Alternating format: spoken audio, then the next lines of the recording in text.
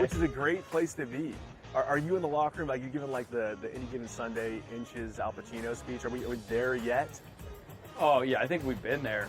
We're gonna have a long talk with Rob today about the 99-199 issue from last week. Like I just don't get how he is still employed. We gotta talk to ownership about that one. The Smiley Show, only on SportsGrid. They're also showing a little bit more propensity to take the pull-up jumper, which I think is important for them. Aiden Holloway's been better. Brant Nelson's staying out of foul trouble. Clifford Murray is attacking the offensive boards and being the defensive threat that they need. If Alabama can defend, and they make a run, and they win the SEC tournament, I think they're the fourth number one seed. Betting above the rim, only on SportsGrid. That is also value to be the best player on the best team. To me, it's Shai Gilgeous-Alexander. There is no doubt about it. The Nuggets probably going to finish, second overall in the conference here, and it's not going to get him the MVP. We'll see how it is down the stretch, and I assume this is going to tighten up, but barring a huge drop-off for OKC as a team, not just SGA, you could probably pencil him in for 30 a night. The Early Line, only on SportsGrid. The game is on. The stakes are high. But the action isn't just on the field. He's rearranging that rim. Get it inside! SportsGrid's in-game live. Your ultimate second screen experience. Just a little flyer, couple of 18.5-point live line. Every prop, every play, every day. Anything can happen. That's complete chaos. It's smarter to be on SportsGrid.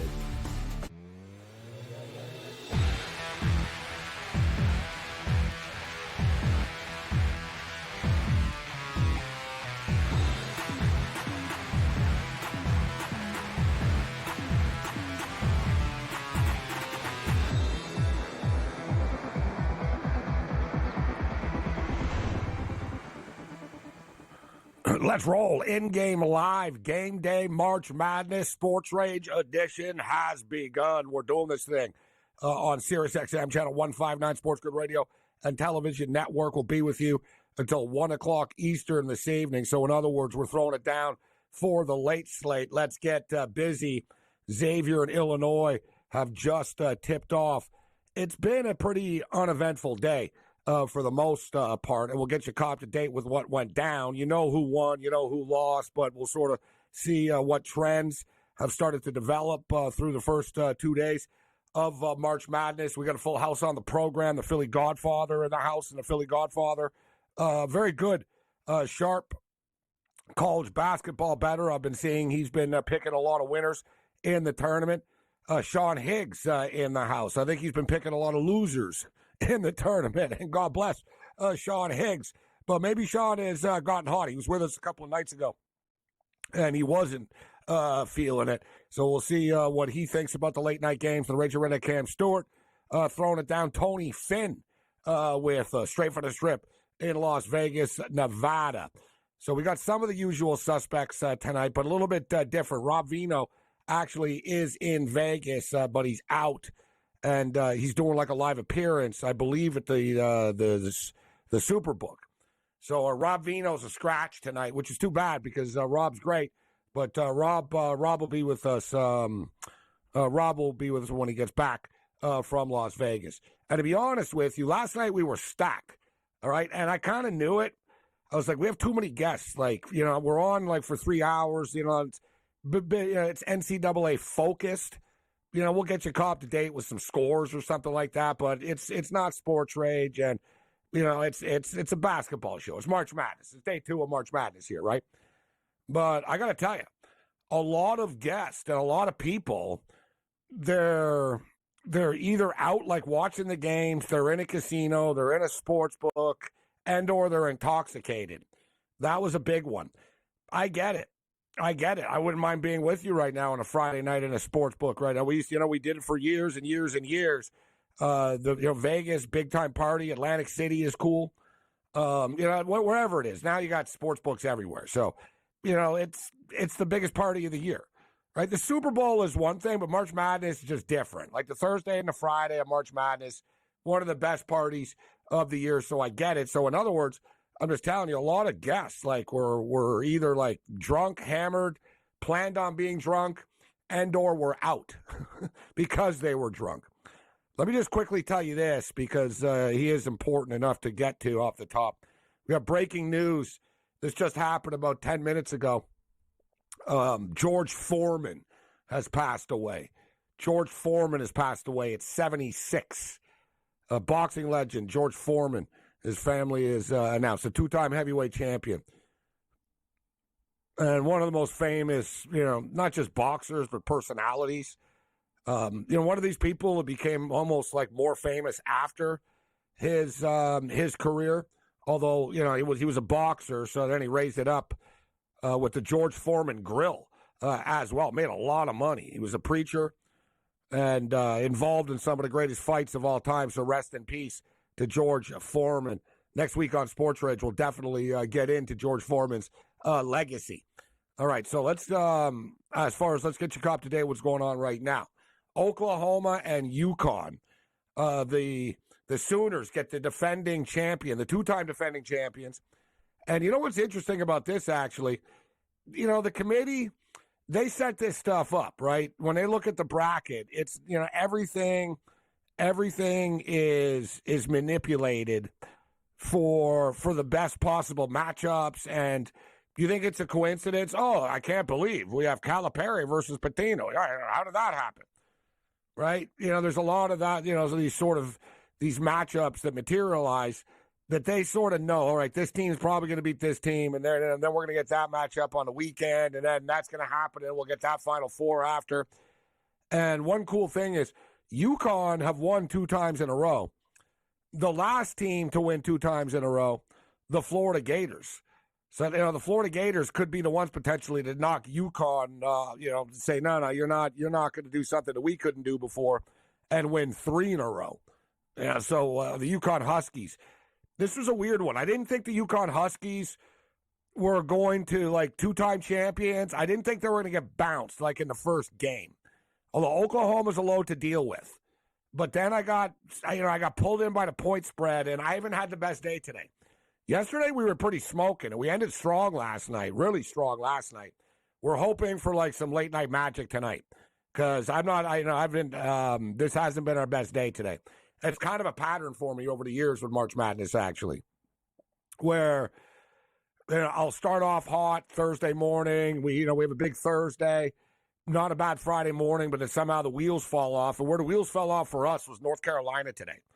The North Carolina-Mississippi game was very, very frustrating. Having the Tar Heels, they fall behind, they come back, they can't get there, the game doesn't go over the number. And quite frankly, my pregame picks haven't been that bad. They've been pretty good, actually.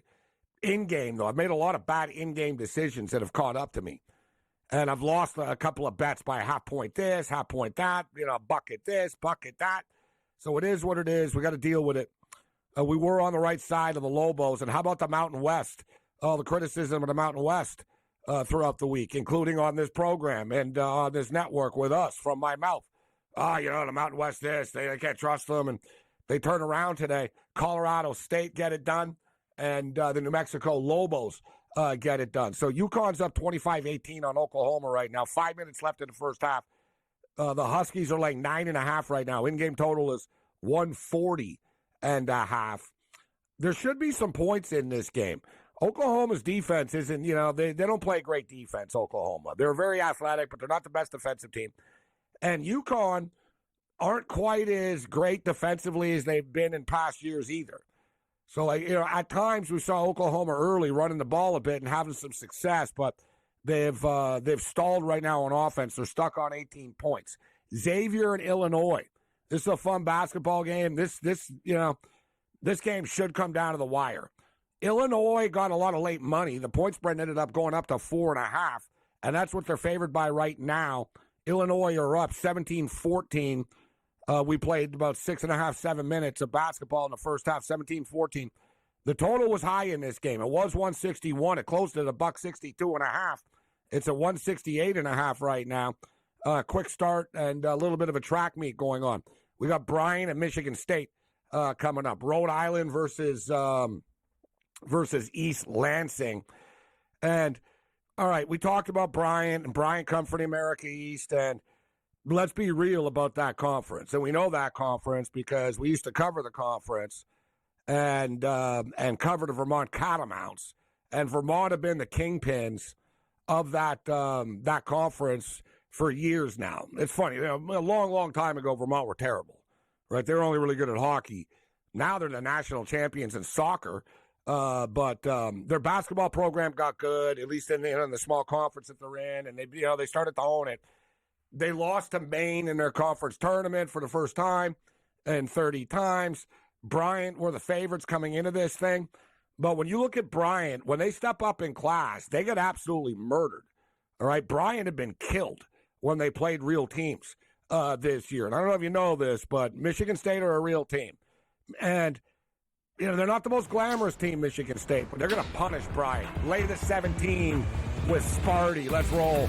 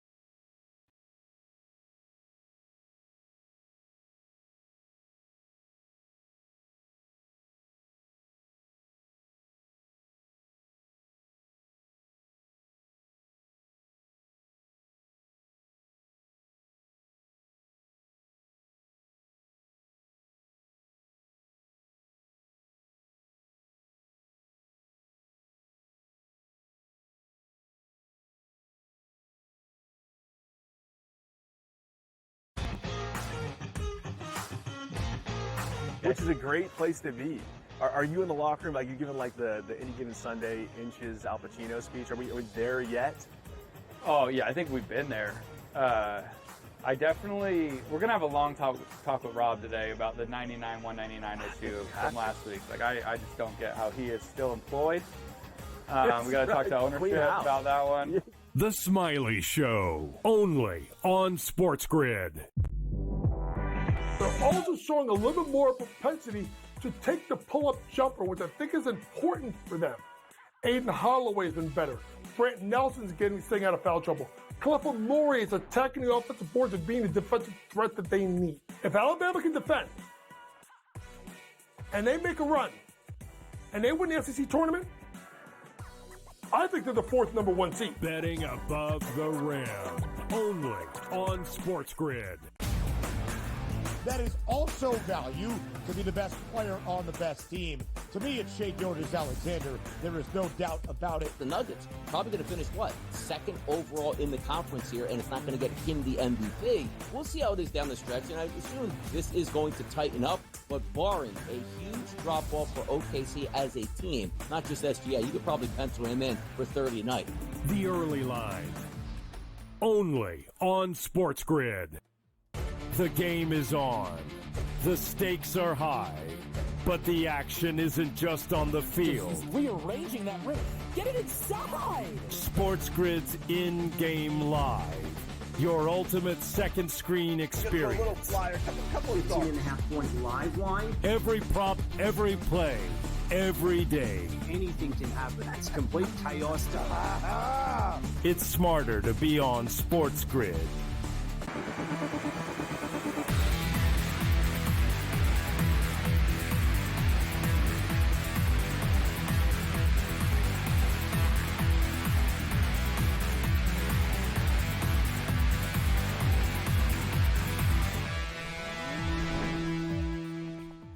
In-game live March Madness edition continues. I am Gabriel Morency. Got a full house on the program tonight. The Philly Godfather will join us. Tony Finn, Sean Higgs. Sounds like it's going to be an adventure tonight. The Ranger Redhead Cam Stewart. We've got Illinois and Xavier. We should note that Bryant and Michigan State have just started. And I was just talking about how I think Michigan State are going to roll them. And, of course, Bryant are up 5-0 right now, just for the record. And Michigan State have fallen all the way down to minus 12.5 as well. I don't think it's a bad time to jump in on Michigan State just because this will just anger them Just you're getting some good value right now. They were laying 17, 5-0, although Michigan State haven't scored in the first 2 minutes. Michigan State are a lot like Tennessee in the sense where they're laying this type of number and they can be offensively challenged. They're going to own the boards. They're going to get second chance points.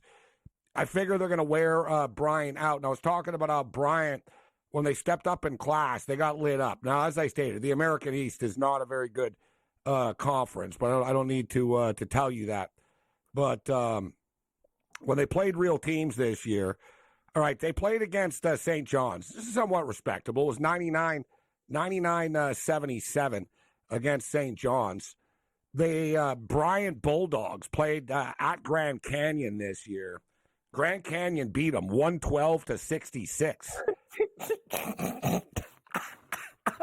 Yeah, so what's up, Grand Cam? Canyon played today. Hey, Gabe, how you doing, buddy? I hope you're doing okay. That Grand Canyon fell into the canyon today. That was pathetic. They sure did. Horrible. And then we got Guns Picks talking about the Crab 5 and stuff. I'm like, I just lost my shirt on Grand Canyon. But hey, I'm a fool. The Drake pick was good. The Grand Canyon pick, I had them winning 2 games too, Gabe. So my bracket, I took a hit, but you got to take chances in this tournament.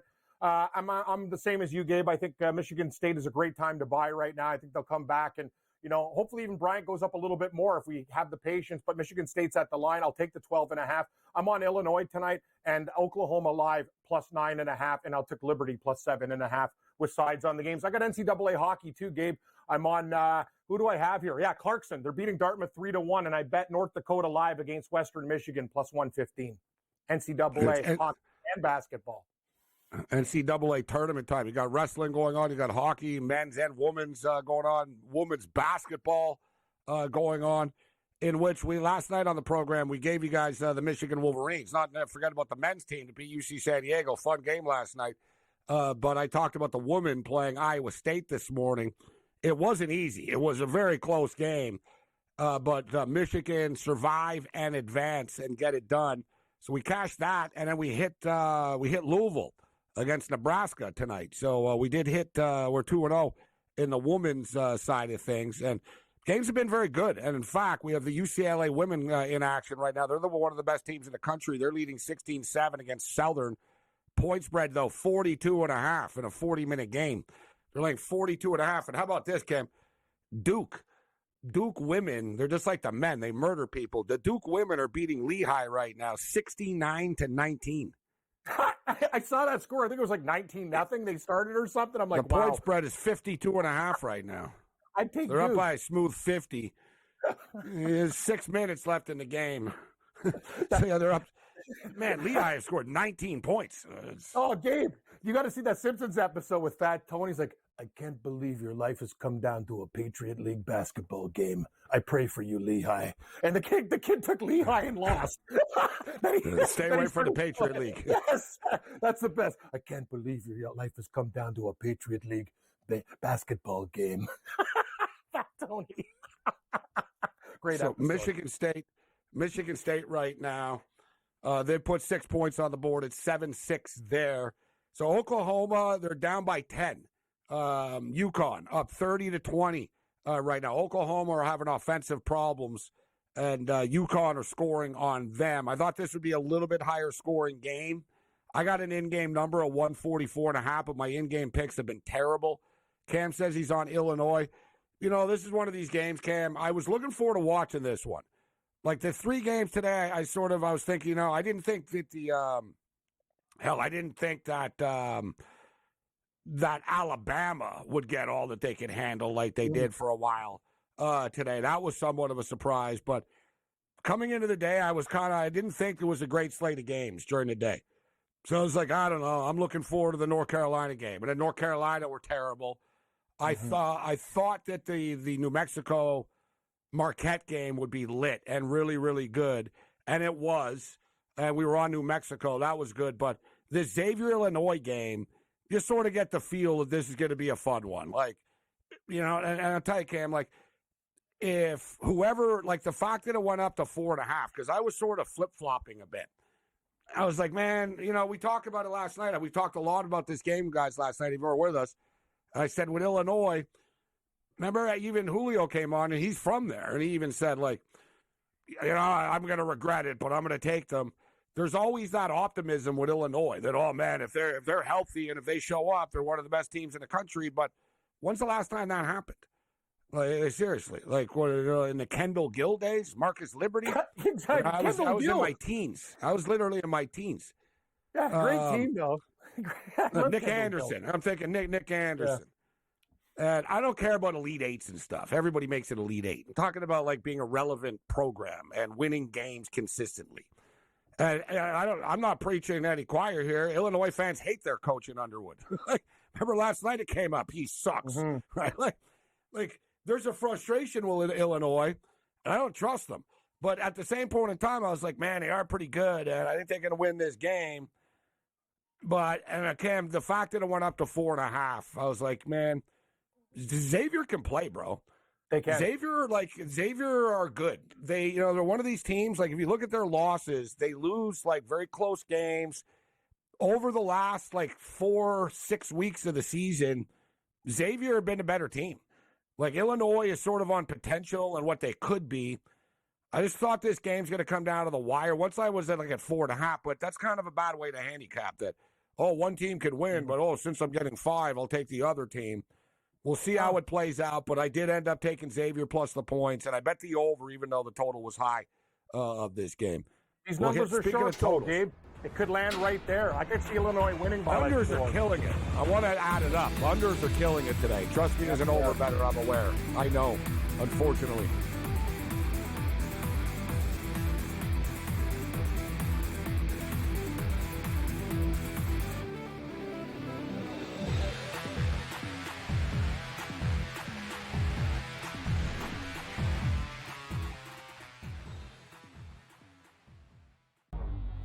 Two guys that can do it all. Too much electricity this morning. This is a good time. We're having a lot of fun. I had to do a triple take. Ka-ching! Why?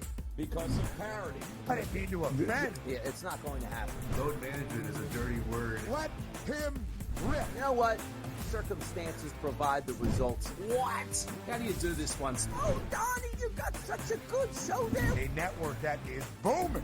The Early Line, only on SportsGrid.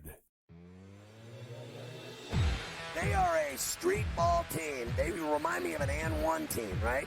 Yeah. They are street ball fast, park fast, playing in the hood. They are no joke, McNeese. Yeah. They can beat anybody. They won 27 games as well for a reason. It's a bracket. You trust the team to make a run. Feels good until it doesn't. And that's didn't feel good for all that long. Kansas. Only on SportsGrid.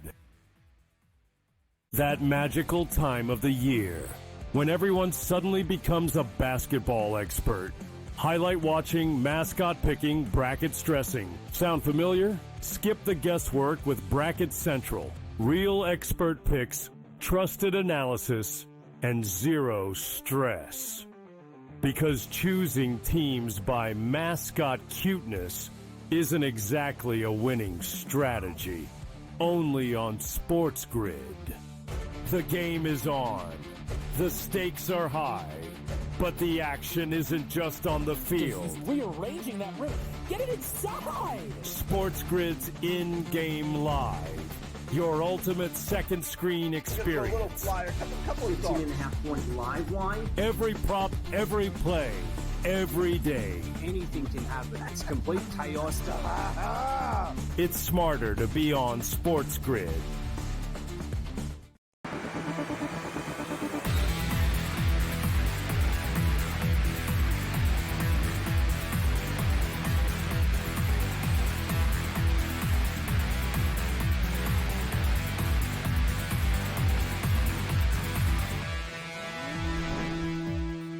A little bit of spirited debate during the commercial break there. Try to take a break. Greg Frank just starts attacking. Oh, you guys say Illinois sucked. And maybe lead the producers. You're like Tommy. Like, what are you so upset about? You're like, Tommy, run the best of X. Greg's like, I think you guys were not fair in the assessment of Illinois. I'm like, I love Greg, man. He's awesome. And I didn't say it. Like I said, I said Underwood sucked. I said Illinois fans don't like him. It's facts. It's facts. And in fact, we have a lot of there's like, there's some states or whatever. I don't have a lot of listeners or fans in. Like, Well, Never they're gotten big a in lot that of one. calls from Washington, D.C. over the years, or like there's a few like random places. Although it always surprised me. I didn't think we were big in Wichita, but it turns out that we are. So you never really know. But Illinois, I do know. I know from selling hoodies and like Sports Rage and our ratings on Sirius and all this. Illinois, like I speak to a lot of Illinois fans, Greg Frank and Master Control. They're not like, they don't trust this team, right? Like, and it's hard to. And listen, I bought in. I've lost a lot of money like buying in on this team over the years. And speaking of which, all right, that's why we play the games. It's like Herb Edwards said, Kim. Hello, that's why we're playing. Yeah, we'll see. Because you got a coach here with Xavier that everybody thinks is a genius, and Sean Miller. So let's see. I tell you, Miller wins. Like they're going to go after Underwood. They're going to say, "Oh, Underwood got out coached by Miller. Underwood has better players, and he lost." But Xavier are good guys. I don't think the most. We talk about it, Cam, about the Big East. It's not the best conference. Like let's just be real. It's not. But the thing is, with the Big East, it's the top teams at the top are good. Agreed. Right?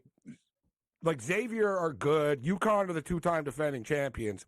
It's one of these conferences, like I said, like no one even like UConn just won 2 championships in a row. People didn't think, oh, the Big East is awesome.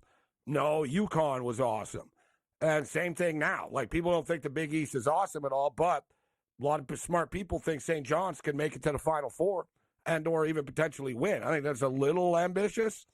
I think they're going to get knocked off by the game before the Final Four, the Elite Eight game.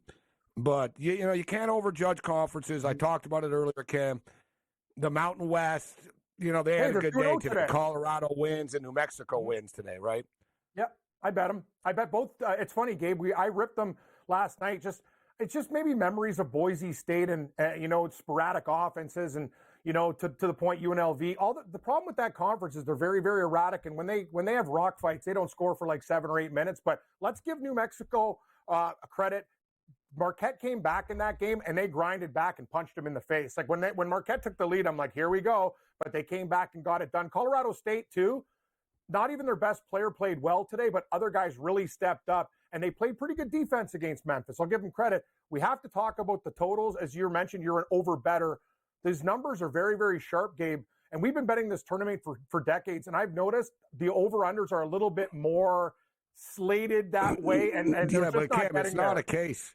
It's not a case of the overs aren't not hitting because the numbers are sharp. The point spreads are sharp as hell. Mm-hmm. I'm not disputing it. It is amazing too because a lot of these teams they don't play each other, and you get these teams playing each other for the first time, and the odds makers just nail it and get the numbers right. But the numbers aren't even coming close to the overs. So it's not like you know what I mean? Oh, we lost by half a point. Like okay, Florida and Norfolk State won over today.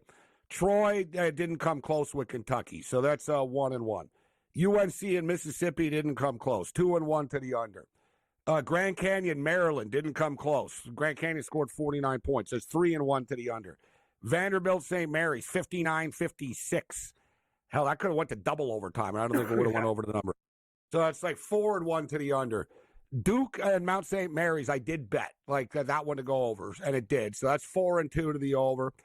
Lipscomb, Iowa State under, 5-2 to the under.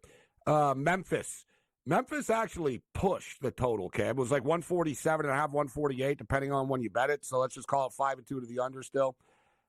Mississippi State and Baylor went under the number. That's 6-2. Alabama and Robert Morris barely got there, but it did go over. So there we were at 6-3 right there. So it's 6-3. Arizona and Akron didn't get there. That's an undercam. That's 7-3. Like I said, man, it's been an underpalooza today. Marquette and New Mexico was an under. That's 8-3. I mean, guys, like I said, as an overbetter, it's been pretty frustrating. And we got more games coming up. And listen, Liberty and the Oregon Ducks have just started right now, and this is an over that I like as well. And I could be wrong about it because the number's pretty light at 138, but Liberty are one of the best three-point shooting teams in the country, right? And they don't have a great defense. Oregon should score on them as well.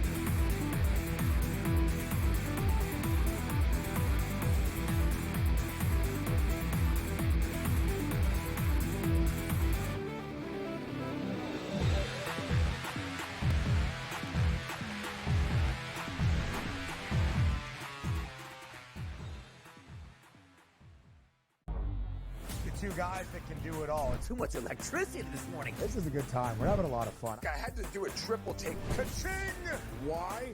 Because of parity. I didn't mean to offend. Yeah, it's not going to happen. Load management is a dirty word. Let him rip. You know what?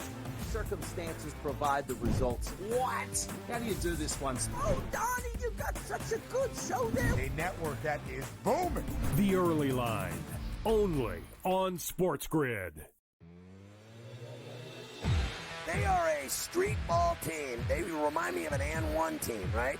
Yeah. They are street ball fast, park fast, playing in the hood. They are no joke, McNeese. Yeah. They can beat anybody. They won 27 games as well for a reason. It's a bracket. You trust the team to make a run.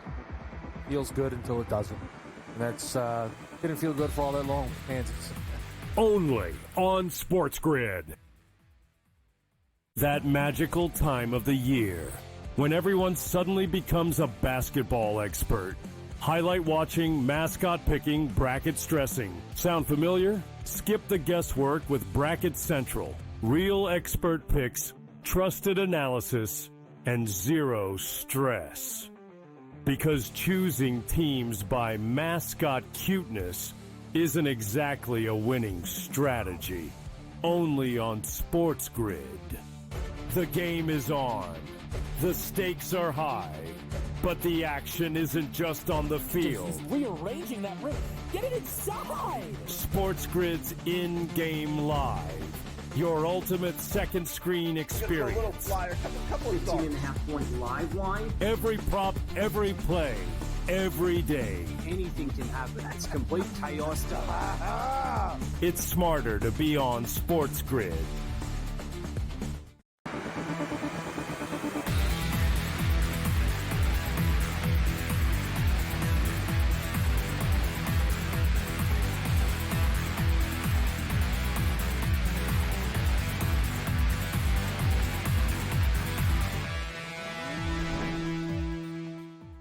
In-game live March Madness edition continue / Sports Rage. I am Morency.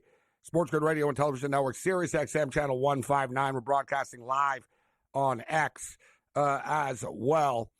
The Oregon Ducks got a pretty favorable, they got a good seed. They got a 5 seed. Michigan won the damn Big Ten, and they were a 5 seed. So they got a pretty good seed, and not only that, they get to play in Seattle. And Liberty have to go from Virginia to Seattle. Wasn't the ideal situation for the Liberty Flames, and it hasn't gone well. The flame has been extinguished early. It's 13-2 for the Ducks. The Ducks have jumped all over them early here in the Pacific Northwest. We've got a 13-2 basketball game. In-game total is currently 141.5. It closed at 138. Michigan State, a little bit slow out of the gate here, but I think, they'll sort of wear Brian out as the game goes on. Although, man, it's ugly as hell. It's 14-12. Look, Oregon have 13 points in 4 minutes and 4 seconds. Michigan State have 14 points in 9 minutes and 10 seconds. It's not easy for Michigan State at times. Michigan State's got 14 points. Bryant's got 12. Now Michigan State are laying 14.5 instead of the 17 to close that. Xavier and Illinois, fun game going on. A lot of these high numbers, we were just talking about the totals not getting there. Everybody thought that the Arizona-Akron game was going to be a track meet shootout. It was for one team. Arizona were just way better than them, and that's a warning as well. The MAC sucks. All right, I hate to say it. They're, I don't want to call them out. I'll stand up for them at times, Cam, but you can't take them in these tournament games, bro. They got lit up. It was overwhelming for them. Although I will tip my cap to Robert Morris. Mm-hmm. How about Robert Morris coming out of the horizon, getting it done today, and really hanging with Alabama for real. And Alabama are damn good. It's funny because I was that's how you know you're having a bad day. When I was like, damn. Alabama got up early, but I was like, damn, I liked Alabama, and I didn't take them. They didn't even end up covering. They ended up pulling away. I think they won by 10 in the end, and the game barely got there with the total, but it did get there, fortunately. But Alabama are going to be dangerous moving forward. When you look at the odds comparable to all the other teams, Alabama are getting a pretty nice number, but in my opinion, for watching these teams play, and it does, I get it. It was Mount St. Mary's today, but the Duke Blue Devils do play at a faster, crisper, just better pace than anybody that I've seen in this tournament. And that's including the Florida Gators.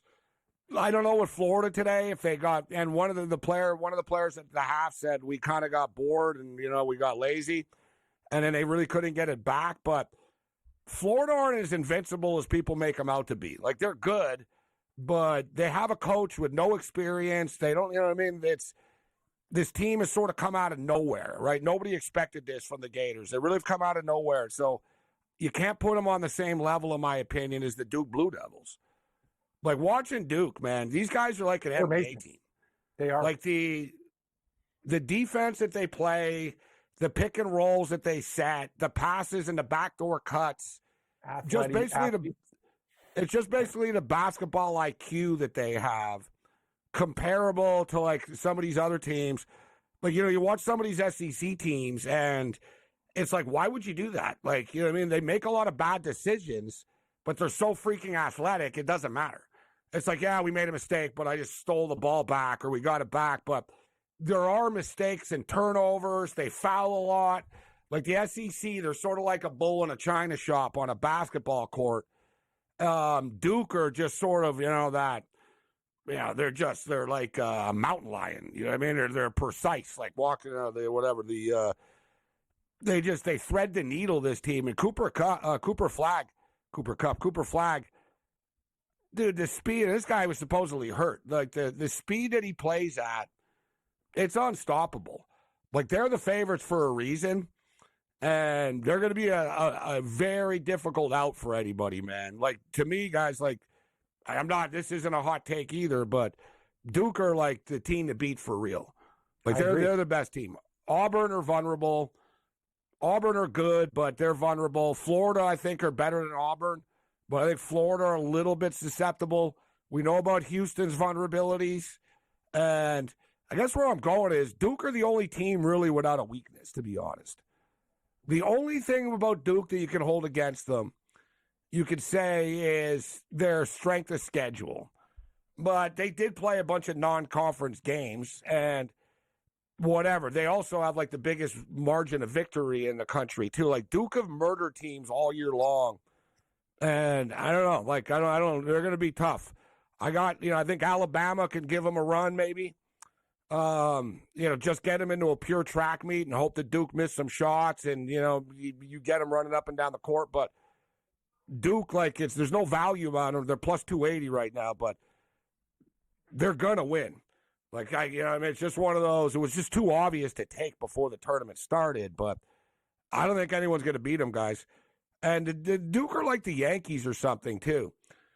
They haven't won in a while, right? Like, all the hate all the time about Duke this and Duke that and, they're hateable Duke.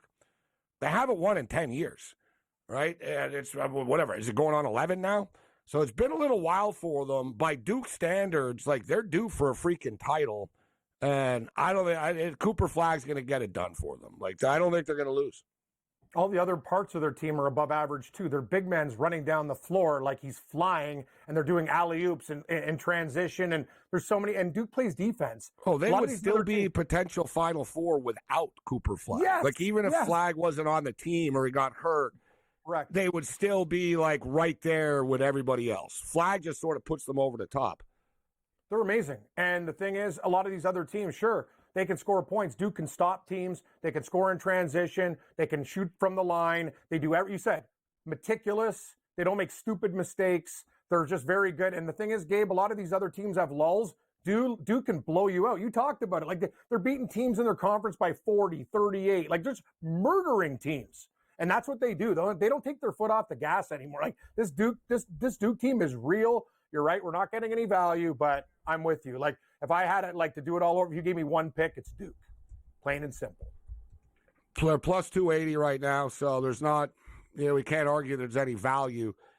I do have them. I played a parlay with the Michigan woman this morning to win the game. parlayed with the Florida Gators to make the Sweet 16 and the Duke Blue Devils to make the Sweet 16. So we're one win away for both of them. But suddenly, guys, we're going to hit the games. We'll get you caught up to date with the point spreads. But nothing's going to come easy, man, like for teams. Already into round 2. Like these games, these matchups that we have tomorrow, look at these first-round matchups. Oklahoma, UConn, Xavier, Illinois. These are like evenly matched teams playing in the first round. Oregon are now beating Liberty, not evenly matched, 18-2.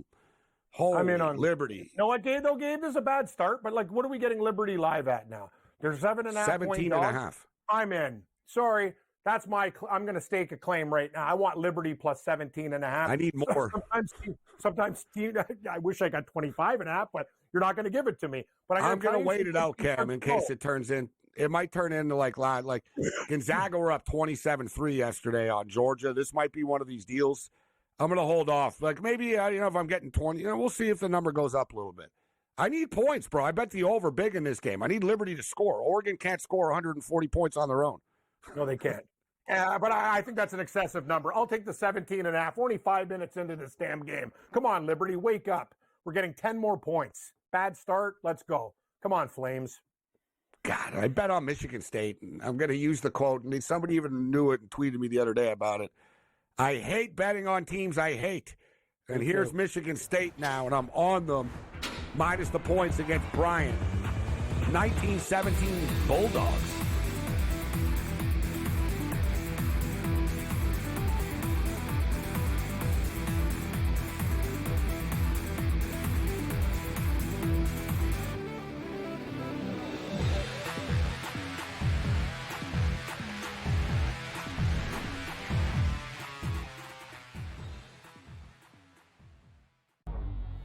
Two guys that can do it all. Too much electricity this morning. This is a good time. We're having a lot of fun. I had to do a triple take. Ka-ching! Why? Because of parity. I didn't mean to offend. Yeah, it's not going to happen. Load management is a dirty word. Let him rip. You know what? Circumstances provide the results. What? How do you do this once? Oh, Donnie, you got such a good show there. A network that is booming. The Early Line, only on SportsGrid. They are a street ball team. They remind me of an N1 team, right? Yeah. They are street ball fast, park fast, playing in the hood. They are no joke, McNeese. Yeah. They can beat anybody. They won 27 games as well for a reason. It's a bracket. You trust the team to make a run. Feels good until it doesn't. And that's didn't feel good for all that long. Kansas. Only on SportsGrid. That magical time of the year when everyone suddenly becomes a basketball expert. Highlight watching, mascot picking, bracket stressing. Sound familiar? Skip the guesswork with Bracket Central. Real expert picks, trusted analysis, and zero stress. Because choosing teams by mascot cuteness isn't exactly a winning strategy. Only on SportsGrid. The game is on. The stakes are high. But the action isn't just on the field. He's rearranging that ring. Get it inside! SportsGrid's in-game live. Your ultimate second screen experience. A little flyer, couple of 15.5 point live line. Every prop, every play, every day. Anything can happen. That's complete chaos. It's smarter to be on SportsGrid.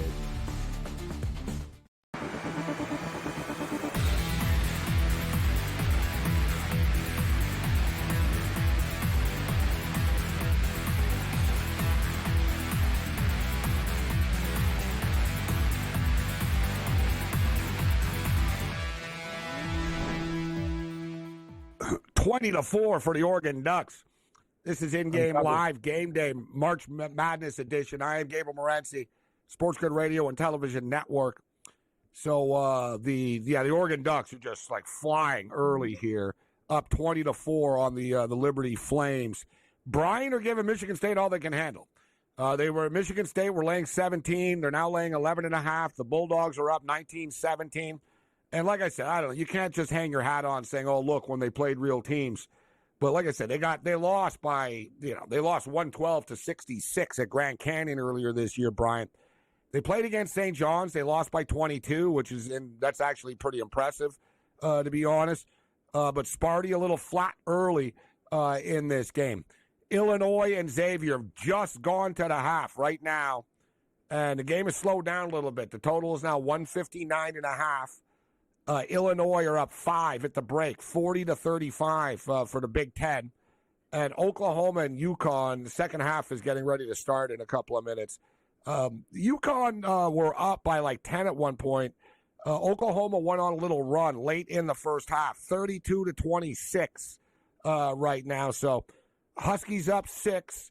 Point spread is currently 9.5 right now. And the in-game total is 134.5. 22-7 Ducks right now. Let's bring in Sean Higgs. Sean, how'd you do today with the madness? How'd the Friday card treat you? All right. I get my good ones. I got Colorado State was a winner. I had New Mexico winner there. I did drop Troy. I had over in that game versus Kentucky. Yeah, not good there, but whatever. I had Michigan the other night was a big win for me there. Like that. I had Arkansas was a nice big one there for me. So the worm's slowly turning. I'll take it. And I jumped in. I heard when I was listening earlier talk about Michigan State. I'm like, you know what, 12.5. I'll jump in at 12.5. I thought they'd be able to go on a little run here. I didn't think they will. 12 is better than 17. I don't want to 17 might as well be 23, 25. Guys going to start hitting garbage threes at the end. So I grabbed the 12.5 with you there when you mentioned it. Yeah, it's a little disappointing that they haven't dialed it up a notch yet. We will see. It's 21-19 right now. 7 minutes left. We'll see if Sparty can go on a run. But, yeah, games can change in a hurry. We saw last night with St. John's, who went on the big run in the second half. So, second half, Sean, what do you think of Oklahoma and UConn? This game perplexed me. I was like, this is going to be a tough game. I thought UConn would win, and I should have more faith in them. But at the same point in time, 6 points, a lot of points, actually. And Oklahoma, I don't just buy in from the SEC, so they're good automatically. But if you look at Oklahoma, they have very impressive wins this year, and they have played in a ton of really close games. So I thought athletically they could hang with UConn. I knew UConn had the better basketball IQ, and it's shown so far. But it's only a 6-point game. What do you think about the second half? Who do you like in this game? I like you. I couldn't pull the trigger on UConn, although I should have because I did it with Gonzaga over Georgia. So I felt it's the same thing. I'm not high on the SEC. You play tough games against a bunch of middling teams. I think that the middle of the pack of the SEC is like a middle of the pack of any kind of conference. So I should have pulled it. Even now, it's still what's the halftime line here? It's still around 5 or 6. What is it? You're getting 9.5. Yeah, 9.5. The Oklahoma line's 9.5 for the game. So you're getting 3.5. They're down 6, 9.5. Oh my God! You know what? I believe in UConn. I can't write them off. I can't. I think they'll give Florida a shot on Sunday. They win here. Florida, I was saying earlier. Florida, I think they're not in perfect, right? Everybody, Florida, one of the most popular picks to win it all. I didn't take them. In the end, I ended up taking the Houston Cougars, at least in my bracket that we're playing for money.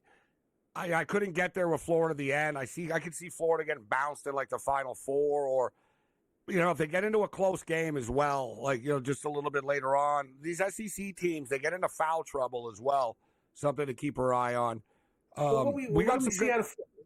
I was going to say, Florida, like all teams, they can lay a clunker. They lost by 20-30 to Tennessee, and they beat them by 20 or 30. So, yeah, but they haven't laid too many clunkers in the last 2 months. Yeah, very little clunkers. Very little clunkers. All right. what do you feel about Auburn tomorrow? I don't trust Auburn. Out of all the one seeds, I think they're the most vulnerable. Out of all the one seeds. We were talking about how it's only happened once in NCAA tournament history that all 4 one seeds have made the finals. And it's pretty crazy that's actually only happened once. But, yeah, in 2008. But, So it's like, all right, which I don't think Duke's getting knocked off, bro. I was just talking about like Duke looked like the best team. They're the favorite. And the eyeball like bracket's a joke. A bracket's not what Duke's bracket. Duke's side is harder. Bracket. It's harder than Auburn's. Oh, I think you're no way. I don't think so at all. Who's hard over there? We got Alabama. Alabama nearly lost today. Alabama are one of the high scoring. Alabama can beat anybody, bro. I vehemently disagree. Look, dude, if you're Auburn, Sean, listen, if you're Auburn, you're playing Creighton right now. All right, Creighton look good. I like Creighton plus the points, but you know what I mean. If you're Duke right now, you got to deal with Baylor. After that, you have to deal with Arizona. If you get through Arizona. You could get an Alabama. You could get a Wisconsin. Dude, that, to me, it's not even debatable. If you look at Auburn, what do they get? What does Auburn got to deal with? They got to deal with Creighton, a Texas A&M or a Michigan team, and now A&M beat them earlier this year, and I think Michigan could hang with them, but Auburn are going to be favored. Iowa State are okay, but they're not great, and Michigan State are just Michigan State. Like, that's the only, to me, that they're the overall number one seed, Sean. They got the easiest path. I don't think they deserved it, though. They lost 3 of their last 4 games, but they got the easiest. Auburn has the easiest path. They were the overall number one seed. Look at the path that they got. Yeah, and it's a tough bracket, and I don't think they get out of the second round. Whether it was Louisville, we'll talk about it after the fact. I mean, they have not played well down the stretch.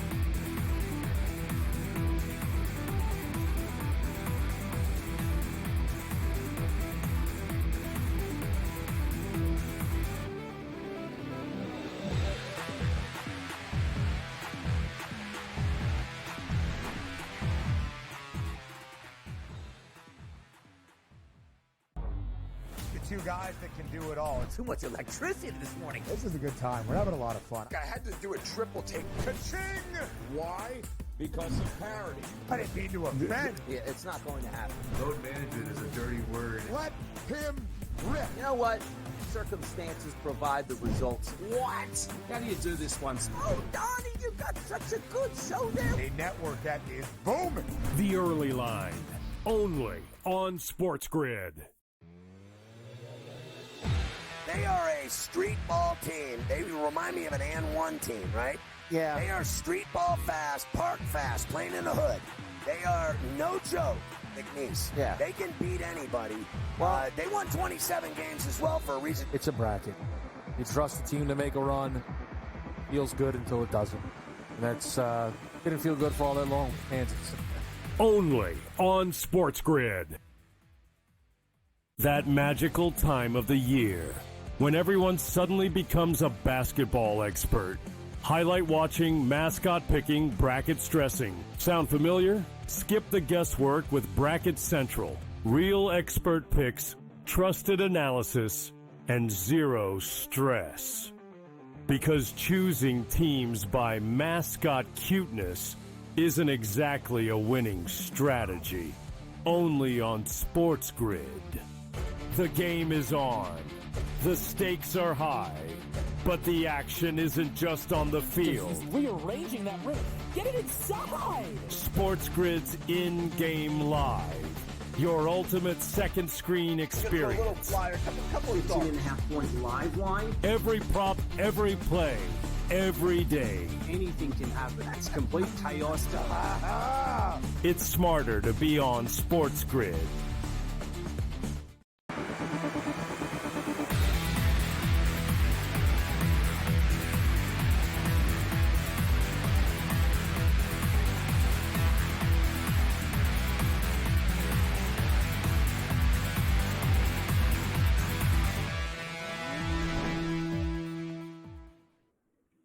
In-game live, game day, March Madness continues. I am Gabriel Morency. We're going to be with you until 1 a.m. Eastern time this evening on the SportsGrid Radio and Television Network, Sirius XM Channel 159. Second half has just started. We're about 2 minutes in right now in UConn and Oklahoma. This should be a fun game. We'll see if the Sooners need to go on a run. Right, they're hanging. They're down by 6. They're down by 5. They're down by 7. So they're not getting blown out, but they need a couple of stops. Like, let's make this a game. They just came up with a stop right now, and there's a foul. So 37-32, 17 minutes left. In-game total is 139.5. I'm still waiting for this to open up. But Higgs, I brought it up earlier. It's been a big under day, bro, today. Like, man, like we went through the games. Coming into tonight, it's 8-3 to the under so far. Yeah, and of course I had like an over today, which is a loser. Totals, it's weird though. Like you think some of the early games would go under, they go over. I mean, the Arizona game, was Arizona early against Robert Moore? Oh no, Alabama early. It was crazy, 170 points there. But then you have, some duds. And for that sure. game only went over not because of luck, but kind of. Right, Robert Morris happened to hit a couple of threes late. Like, that's what happens sometimes. These teams bomb threes late, they're down. They don't go in, and they'll quit, right? If they get a couple of them to go in, they won't quit right away. And trust me, that Alabama game today, it was like it's not going to get there. It's not going to get there. And then, Alabama hit a bunch of free throws late, and Bobby Morris hit a couple of threes. And that was like the only one, though, man. Most of them aren't even coming close to getting over the number. Yeah, well, I was going to say, you think of like the Clemson game yesterday gets over. It should have been a dead under there, but Mary. Yeah, because that's a low total. That's my point. Shocked, are you shocked St. Mary's went under? I'm not. Who's shocked at that game going under? I mean, St. Mary's held the team to like 30 points this year. I mean, that's not a shocker to me. That game would have if it went to overtime. It was a 3-ball away. St. Mary's missed a 3 at the buzzer. Would have went to OT. Yeah, but I mean, still, I sort of thought under. You know what I'm saying? Coming into that game, I wouldn't have been surprised it stayed under that one. But listen, Colorado State, did that stay under 148? Yeah, right. Yeah, Colorado State did too. Memphis hit the wall. Memphis couldn't hit a 3. Maryland. And North Carolina. Yeah, that was the one. I bet big on that one. I bet big on the over of the game, and I had North Carolina, but I had more on the over. And then even in game, it was like 155.5 or something at one point, and I was like, man, has to open up. North Carolina going to start to hit some shots, and then North Carolina started hitting shots, guys, and then freaking Ole Miss stopped. So it's like, it was like you can't make this up. Ole Miss didn't score for like 6 minutes, like literally, like 6 minutes. You're right, Gabe. They didn't score for 6 minutes. But this is the lesson that you need to know. North Carolina was pussyfooting around in the first half. They can, you know what? You got to play every possession, every ball. They're down 22. If they just woke up a little bit, then they went on this crazy spurt where they played the best basketball ever, got it right there. But it's too late, man. It's too late. You can't go. Like, look at other teams, Gabe. You go down 12. Well, Clemson maybe, did the same thing, Cam. Clemson scored 13 points in the first half. They scored 54 points in the second. It's like, guys, like if you just would have like actually played, like, you know what I mean? Like, I understand, guys, like getting ambushed in the first 4 minutes, before the first, like, whoa, we got smoked. Like, whoa, that was like, whoa, we're down 12-4. Okay. But I don't understand not waking up at some point. Like the North Carolina kind of went through the motions, but also, guys, too, it's like the law of averages, right? RJ Davis was freaking 6 for 6 the other day from 3, man. This guy couldn't hit it if, like, the ball wasn't going in for him, like from 3. He kept shooting like. Here's the thing, though. You bring up those points about these teams. Do you look at Liberty in the second half now to come on and score points? Are you going to do like some kind of total? I already got these guys at plus 17.5. Like, I don't know what to tell you. Like, they're still at 11 points, guys. They're stuck at 11 still. This is not bad. showing me very much. They're down 16. Like, can we get it under 10? Your score. You guys. Sparty are up 7. Let's go, Sparty. I don't say that often. I put that. Can we record that? Come on, Sparty. I meant San Jose State. I'll tell you. I meant San Jose State, Sparty. Doug Dembski's like, way to go, Gabe. Show us some love. They did have odds up. For Liberty. Liberty's getting 18.5 right now. I got 17.5. I wish I had 18.5.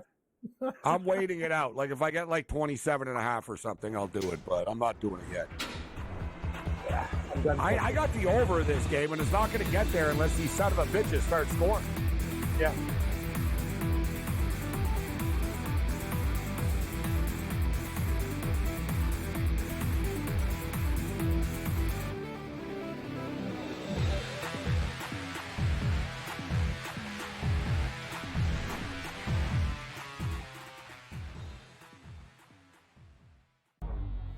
two guys that can do it all. Too much electricity this morning. This is a good time. We're having a lot of fun. I had to do a triple take. Ka-ching! Why?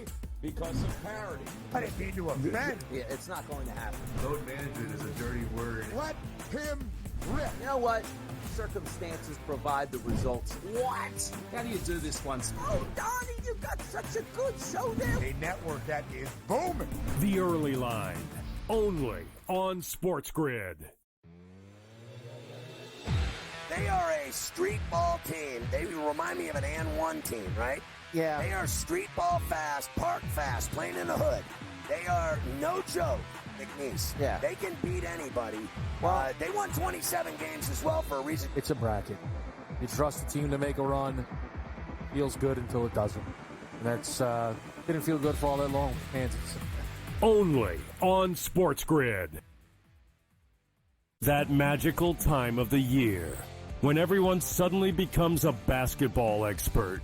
Highlight watching, mascot picking, bracket stressing. Sound familiar? Skip the guesswork with Bracket Central. Real expert picks, trusted analysis, and zero stress. Because choosing teams by mascot cuteness isn't exactly a winning strategy. Only on SportsGrid. The game is on. The stakes are high.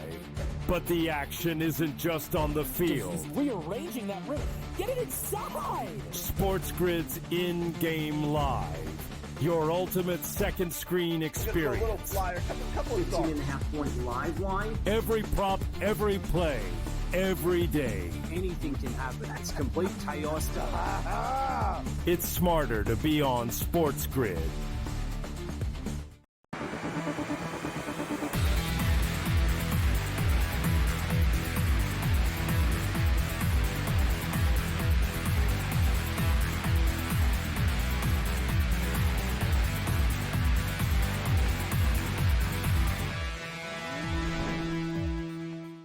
Level 2 of 3, March Madness, Friday Night Freak Show. Let's do this thing. In-game live game day.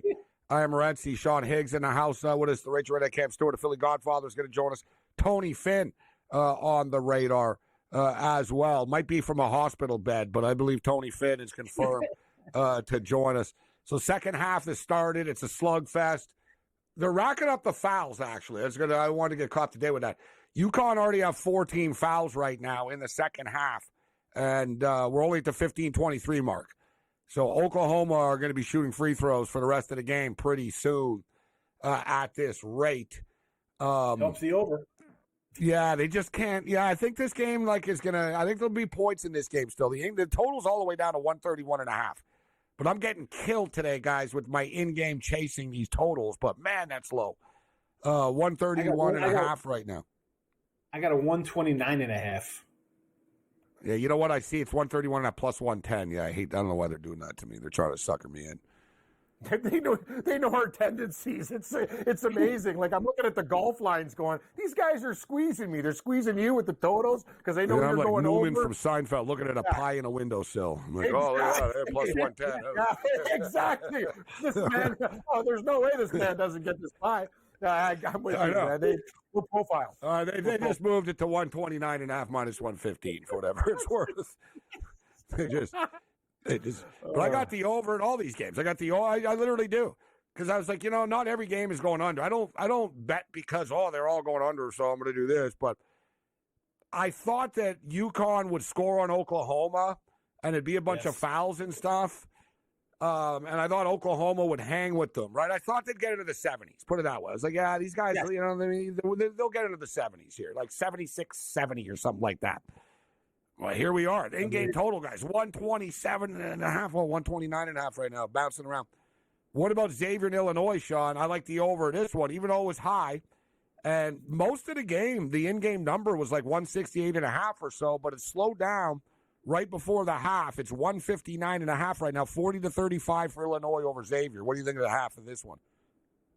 I'd probably look to the over. I mean, Illinois is not going to slow it down. Xavier's playing pretty good, right? I mean, who thought they'd be here? You saw them rally versus Texas. They're right here in this game. I'd say over 159.5. Why? I think we're getting plus 100. Hanging the bait. I already got buyer's remorse with Liberty at 17.5. It's 21.5 now. Like, these guys, is this thing over? Like, what are we doing here? They're down 21, Gabe. Like, come on. I'm waiting for like a 30.5 now or something. If I get something like big, like, you know what I mean? I need 32.5. Because Oregon eventually will they'll slow it down and take the pedal off the metal because they're going to play a game in 2 days, less than 48 hours again. And most of these teams don't. You guys have did you guys have St. Mary's or Mount St. Mary's plus like 40 today or whatever the weekend game was on them? No, I laid at 32 with Duke, and I wish I just put all my account on it. Like during the game when I was watching, I was like, I just should have put bet it all on. You know what though, Higgs? Smartest thing I ever did when St. Mary's was down, hit them live. Like they were plus at one point, I think like doubled. Like it was crazy. It was 11.5 or whatever. Then money line, they just came like ding. They were just chipping away on Vanderbilt, and you knew once it got close, Gabe, not like North Carolina. I'm like Vanderbilt's done. Well, he was talking about Mount St. Mary's. Oh, Mount St. Mary. Yeah, no, I know Mount St. Mary's. Yeah, I didn't touch that game. No, too high of a point spread for me. No thanks. Most, I don't know. I guess it's like 50-50. I've been laying the points, Sean, for the most part. Like with the big favorites. Like I laid the points with Florida today. That was a frustrating one because they were up by like 36 at one point, 38, and they got sloppy. They ended up winning by 26 or 27 or whatever. It was right close to the number, but it wasn't good enough. Duke rolled easily. Houston Cougars rolled easily and covered their number. Tennessee did not. Tennessee were laying 18 and freaking won by 17 or whatever. It was close to that, and then, so I've been laying these points, but the big point spreads are gone, guys. We're already into the real, we got real matchups, and I want to get to the point spreads that are hot off the presses right now for the games on Sunday. Baylor and Duke now going head-to-head. The Duke Blue Devils are 12-point favorites over Baylor, total 144 as an over junkie. I'm like, yeah, that'll go over, just because Duke scores so much. And Duke don't take the pedal off the metal. So I think Duke will cover the 12. And it sounds crazy, 12 against Baylor, Sean and Cam. But what do you think, Sean? Like, Duke legit win by 22, 25 every game, bro. Yeah, no, I'll lay it here. They don't let up. Like, they don't let up. Like, we know that. Like, they're not like one of these teams, they'll ease up. Cooper Flagg was dunking with 5 minutes left today on them. And that's I was like, when I looked at the 32, I was like, man, it's like, you figure he's going to play a little bit, right? Maybe 10, 15 minutes, get his legs back, see how he's doing. No, he's out there flying around. Yeah. And not a good sign for Baylor, too. These guys were up big, and Mississippi State clawed back. Things got really stupid at the end of that game. You do that against Duke, you're going to lose by like 28-30. Like, they get blown out of the gym. Like, Baylor played well, Gabe, but got sloppy. You get sloppy against Duke, the party's over. Like, Duke can name their number. I'm with you. No, I'd lay it 12. I'd lay it up to like 14.5. 15 or more, I think Duke's going to win by this one. Like, they're just that much better. You see, who'd they lose to this year? They lost to Clemson a game, and you're going to lose a game. When's the last time a team went undefeated? So I don't see a clunker coming. Are you kidding me? Colorado if they would have State. went down, Gabe, if they would have lost, it would have been when they lost Flag, and they would have had a hiccup and like, oh my goodness, what can we do? Our guy's gone. No, they still won the ACC championship game. They're not losing a Baylor. Exactly. They're not losing a Baylor. Lay it. Oh no, they're not. No, they're going to lose it. I have them to make the Sweet 16 in some of these parlays. Colorado State and Maryland. Colorado State are getting 7.5 against Derek Queen and company, 142.5. Ole Miss and Iowa State. Man, that's a battle right there. Ole Miss and Iowa State, strange game. That's just a strange matchup. Mississippi are getting 5.5 points. You don't love that over in that Iowa State Mississippi game? 145.5. You would figure. I don't know. It's lighter than the North Carolina game at least was, but Ole Miss like stepped up on defense. That's the thing, guys. These are like playoff games or tournament games, right? So I think we can get caught up in it. I do sometimes, but look, they score 84 a game and they give up this or whatever. Yeah, but now they're going to crank it up. They only have a couple of games. Like the coach can sell them on actually playing defense a bit. And Mississippi, although I don't want to give Ole Miss too much credit, guys. For anyone who watched that game today with North Carolina, I'll give them credit for the win. But man, did North Carolina miss a lot of easy shots, huh? Like, just like putbacks, dunks, it was like, dude, you literally left like 25 points on the court. Like, one just sort of wild layup that they would throw it up there. It was like, and then the threes weren't falling for them, but they missed a lot of easy shots today. And not to mention, guys, if you look at their threes, there were some real bricks North Carolina tossed. Like, just like not even hitting the rim, off the backboard, air balls. They didn't shoot the ball well, and, you know, it is what it is. St. Mary's and Alabama. St. Mary's are getting 5.5 against the Crimson Tide, guys. You think, are you the one that says Alabama sucks, Sean? Yeah, I'll take Mary's here. And not that they suck. It's the defense. You got to be worried about the defense. Like, they just give up way too many points. I love Higgs. This is a classic offense versus defense. Oh, yeah. You got a team that wants to play in the 50s against a team that wants to play in the 90s. Like the Drake, Missouri scenario, Gabe, but we'll see. St. Mary's a dangerous defensive team. Mary's Colorado State is Duke, the round robin of your life on Sunday.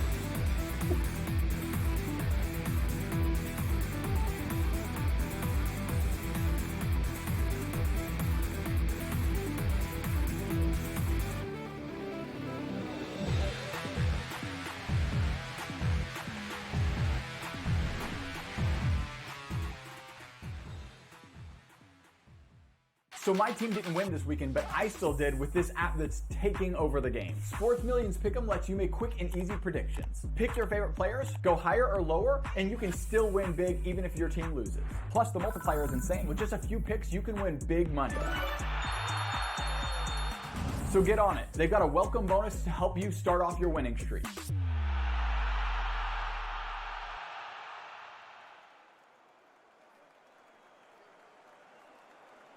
Anyone that's been to a sporting event, the atmosphere before a game, I think Game Time Decisions has that same exact atmosphere.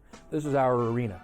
This is what we do. There is going to be an energy to Game Time Decisions that you will feel night in and night out. The excitement you get when you lock your bets in, when you're figuring out what you want to do, we can zone in on the biggest games each night. I want this to be the place that people come to before the games start so they feel as ready as possible to lock in their cards. We are going to hit every single one of those markets that you need to know about. We're going to go through every single thing, and I've got a great team behind me that's going to help me get the job done. There is not going to be a better place, I promise you, than Game Time Decisions to get that new information, react to it, and be able to then bet accordingly. We will have everything at our disposal, and we will use that to our advantage.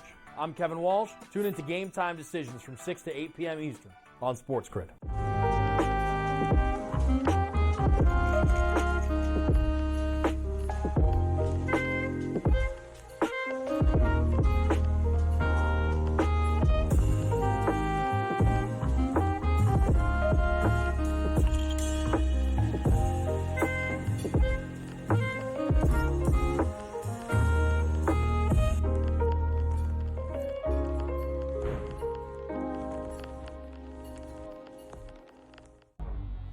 Two guys that can do it all. Too much electricity this morning. This is a good time. We're having a lot of fun. I had to do a triple take. Ka-ching!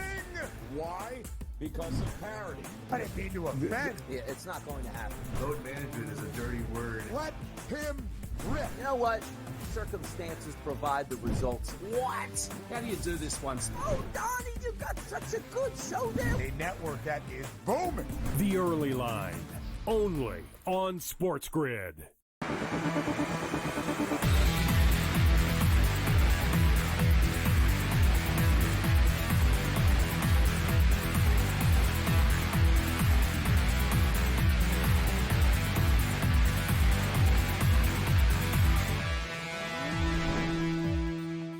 All right, In-Game Live continues. Let's do this thing. We got the Philly Godfather setting up. He'll be with us in a minute or two.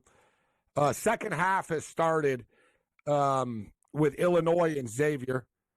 50-41 right now. Illinois, quick start for Illinois in the second. They've outscored them 10-6 right now. If we can you have them reset here? We got some audio issues going on here with Philly Godfather. We can set that up, Greg, if we can. We got some echo and noise and all that. Just have them reset. Everything should be fine. So 50-41 for Illinois over Xavier. I need Xavier to hang around in this game, and I also need some points. We need points everywhere. And it's a train wreck right now for the over in Liberty and the Duck game. It's down to 132.5 right now because Liberty only have 20 points in the first half. They're down by 19, Cam, so you're getting 21.5 right now with Liberty.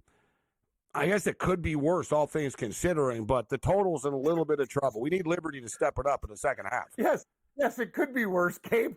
I took them at 17.5, and I could have got 21.5, and they're down 19. This is one of the worst halves ever. I'm watching Liberty shoot, and the guy missed like a 3-ball, but it was at least 10 to 12 feet. Like, it wasn't even close. Like, I don't know what's going on here, but maybe they can get it together. But Oregon right now, they're just absolutely taking these guys out to the woodshed. 21.5. I've already clicked it live. I'm done. I got buyer's remorse at 17.5. I'm done. Yeah. We need some points. All right, let's bring in the Philly Godfather right now. Kind of an anticlimactic night of games here, Godfather, as a whole, right? You know, we got blowouts, lower scoring games. I talked about it from a betting perspective. The unders are on fire today. There's been one under after another, and it's not like because all the odds makers have gotten the numbers right. They're not even coming close, bro. Right? They're not coming close, right? It's all day long, Philly Godfather. For the most part, like, there's one team, and not just like the mid-majors or the small schools, and even some of the good teams, one team just can't score. They get stuck in the 50s, and these totals aren't even getting close, Godfather. How you doing tonight?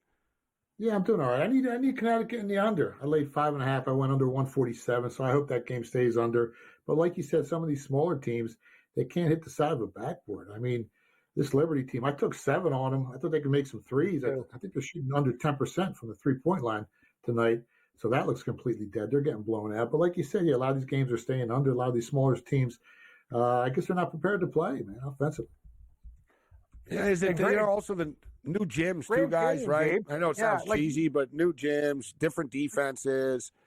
People are talking about Maryland and stuff. Grand Canyon at the start of that game missed like 9 threes in a row. Like, it was just a brick. And it was just like they were playing. And then all of a sudden, they can't shoot it at the side of the ocean, like the Godfather said. Like, it's a real problem. They're not getting better. And then eventually the better team finds its way, and then they can't shoot their way out of it. It's a very frustrating thing, Gabe, when you take some of these big dogs, because if they don't shoot, they get smoked. Well, there's two ways. There's two ways of looking at this right now. What do you think, Philly Godfather? Because as you stated about Liberty, I thought the game was going to go over because I thought Liberty was going to hit a couple of threes. I thought the Ducks would kind of score at will on them, and it didn't take much. You know, I figured, all right, we'll get into the 140s here. We're not asking a lot. But if you actually get into the numbers here, Philly Godfather, Liberty, they're ranked 5th in college basketball in three-point shooting percentage. They shoot 39.5%, bro. Right? That's why, and I gave you credit off the top. I know you've been crushing the NCAA tournament for years. It's an event that you've done very well with. How much can you count on season numbers? Right, Philly Godfather? You're not playing conference teams anymore. You're not playing in a gym you're familiar with. There's a lot of different situations where, yeah, good for you. You average 40% from free, Liberty. Not tonight. Yeah, and usually 88% of the time, the team that wins the game covers the spread. So if a dog's going to cover the spread, they're going to win outright. But it seems like none of these smaller teams or schools are doing it this year. I've had a lot of success over the years, 64% in the tournament over the last 12 years. And this year I've placed about 42 wagers. I think I'm 21-21. So I'm not having much success this season either. I took 7 on Liberty. I fell for it. A great foul shooting team. You expect them to put up a lot of threes. And the live total right now is at 137.5, which, and I probably, I was looking to bet them in the second half, but I'm not even going to do it. I'm just going to take it on the chin and take that L with Liberty tonight. But like you said, yeah, a lot of these teams are underperforming. I'm a stubborn son of a bitch, Philly Godfather, and I'm stubborn son of a bitch. I'm very good, and smart professional bettors know what I'm talking about. Like, I'm a good handicapper. I could be a bad gambler at times. You know what I mean? And there's, you know what I mean? You can. So even me right now, what you just said, I'm like taking on the chin. I'm like Kruger from Seinfeld, Cam. He tells George when he walks in, he goes, boy, we really took it on the chin this year when he's looking at the books. Exactly. It's like, so did he take it on the chin? It's like, all right, I'd rather take it on the chin than get run over by a garbage truck on the street, Philly Godfather, right? At some point, you got to say, all right, it's not our day today. We'll move on to tomorrow. They're going to play the national anthem again tomorrow. Well, I do a lot of linear regression stuff, and when it comes to these bad teams, it never regresses back to the means when they're playing against a really good team. You expect it to, but it doesn't end up that way. And as much as I want to take liberty in the second half, I just can't do it. I just can't do it. Cam? I did. Cam's just hanging on for dear life like a life raft right now. Remember the you're going to get pissed now, Cam. State They're up to game? 24 and a half. Now I'm almost interested. They're getting 24 and a half. I'm interested. They're not going to well. quit. They won't quit. It's like you and the Godfather just opened a bar, and I'm out of my AA meeting, and you're going, I'm like, hey, man, it's free tonight. I'm like, oh, you bastards. No, Gabe, I've already hit the button. I hit the button. And people check out Philly Godfather's book. We'll let them let you know where you can get it. But I'm sure there's a lot of inside great betting stories. But Ward and Oli in Montreal, like years ago, there was like a bookie, like people looking for bookies and stuff. And there was a dude, he literally would hang out outside the Gamblers Anonymous at the Salvation Army. That's pretty so sleazy, Ken. Yeah, like everyone did. It was like your hardcore dean, and there'd be a dude like word on the street was like, yeah. If you want to bet, there's a guy named Jerry that sits in a car outside a Gamblers Anonymous meeting. That's some low life stuff. Like, you know what I'm saying? Easy.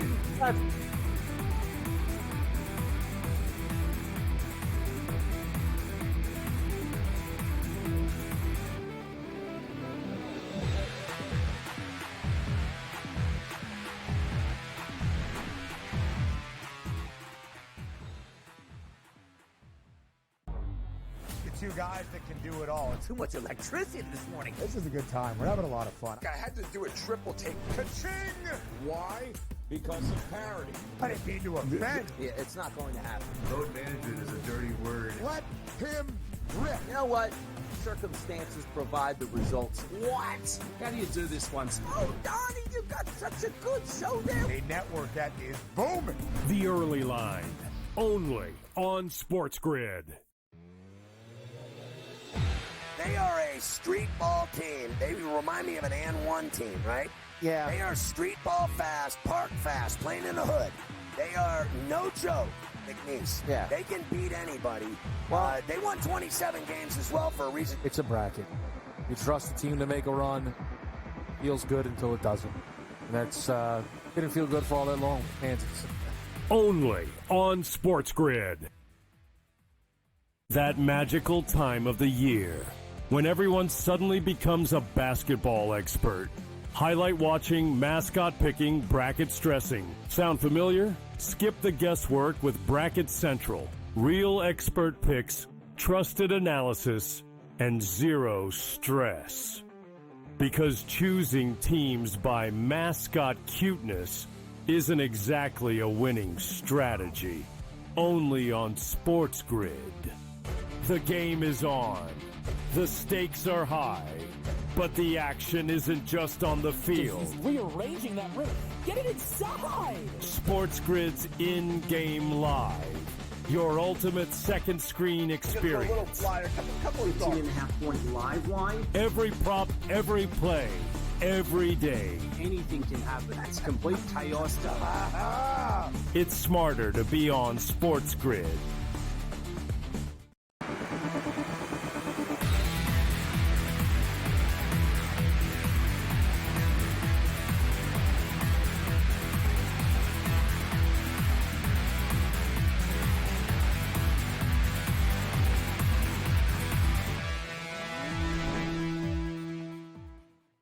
All right, let's roll. In-game live game day continues. We're kicking it. We're normally on at this time with Sports Rage, but it's obviously a special March Madness edition of the program, and we'll be with you until 1 a.m. Eastern time tonight through these late games. Hopefully we get some drama.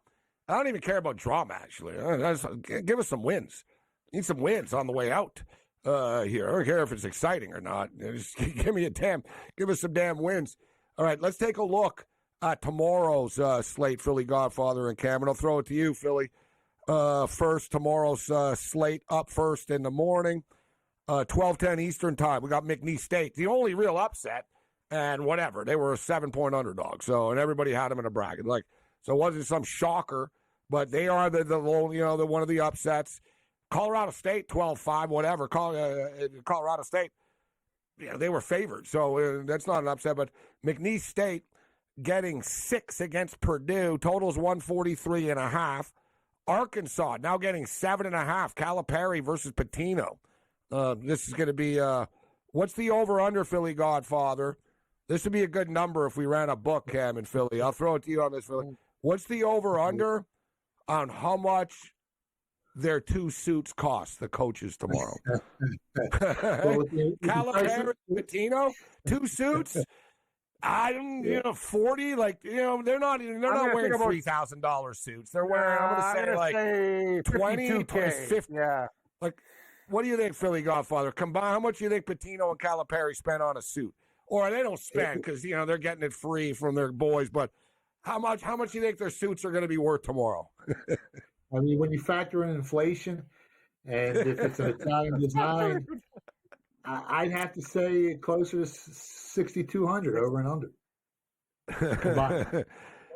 See, this is the type of stuff in the media that I would ask if I was there. When they coach, what are you going to match up with their press defense and stuff in the conference? Say, Coach, how much is your suit worth? How much is your watch worth?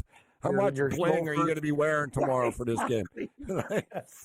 Then, if he likes the question and he likes you, you drop it in. And how much hair gel are you guys going to be wearing tomorrow? That's another thing. Take the over and it's slick. Yeah, those guys a lot of stuff going on there before they go out. You know what I mean? A lot of hair creams. That's true. But all kidding aside, Philly God, what do you think of that game? Are you a buyer or seller on the Johnnies? Are you buying into the St. John's hype that then go on a deep run? What do you think about them laying 7.5 to Arkansas? I mean, I bet them last April at 60-1 to win the whole thing, so I was really bullish on them. I got some good friends up there in St. John's, and they told me to give them an open checkbook, and this was going to be their year. So I said 60-1. I thought it was stealing. They're down to 20-1 now to win it all. This game, I think 7.5 might be a little too much. I mean, you got 4 kids on Arkansas that scored in double digits all season, so they can put up some points. St. John's defense is probably one of the best in college basketball, other than Houston's.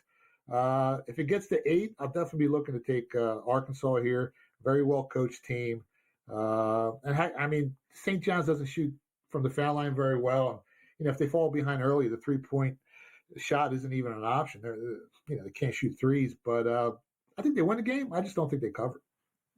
Yeah, one thing too, guys. St. John's win games. They kind of play New York street ball. They're going to outwork you. They're going to hit the boards. Arkansas are very athletic. Calipari has these kids working their asses off too.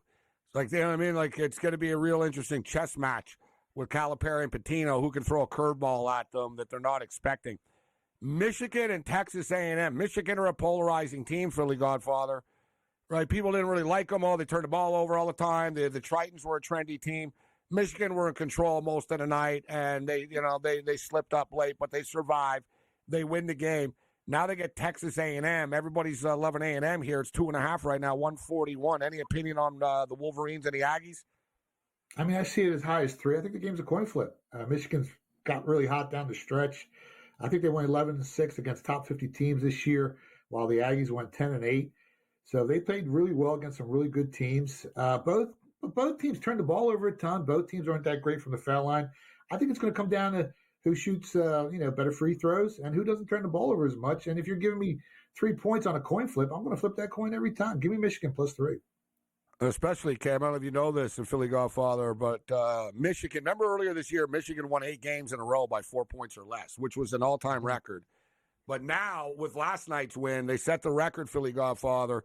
They're up to 13 wins by 4 points or less this year, which you can argue, well, they're not blowing anybody out, but you could also argue they're freaking battle-tested, bro, in these close games. They're not going to panic. They're used to it. And, I sort of kidded last night. I'm like, they got UC San Diego right where they want them, tied with 30 seconds left. More with Philly Godfather on the other side.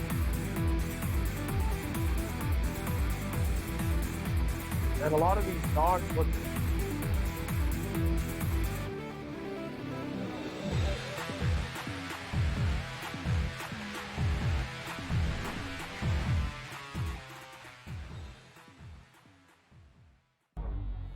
two guys that can do it all. Too much electricity this morning. This is a good time. We're having a lot of fun. I had to do a triple take. Ka-ching! Why? Because of parity. I didn't mean to offend. Yeah, it's not going to happen. Load management is a dirty word. Let him rip. You know what? Circumstances provide the results. What? How do you do this one? Oh, Donnie, you got such a good show there. A network that is booming. The Early Line, only on SportsGrid. They are a street ball team. They remind me of an N1 team, right? Yeah. They are street ball fast, park fast, playing in the hood. They are no joke, McNeese. Yeah. They can beat anybody. They won 27 games as well for a reason. It's a bracket. You trust the team to make a run. Feels good until it doesn't. And that's didn't feel good for all that long. Kansas. Only on SportsGrid. That magical time of the year when everyone suddenly becomes a basketball expert.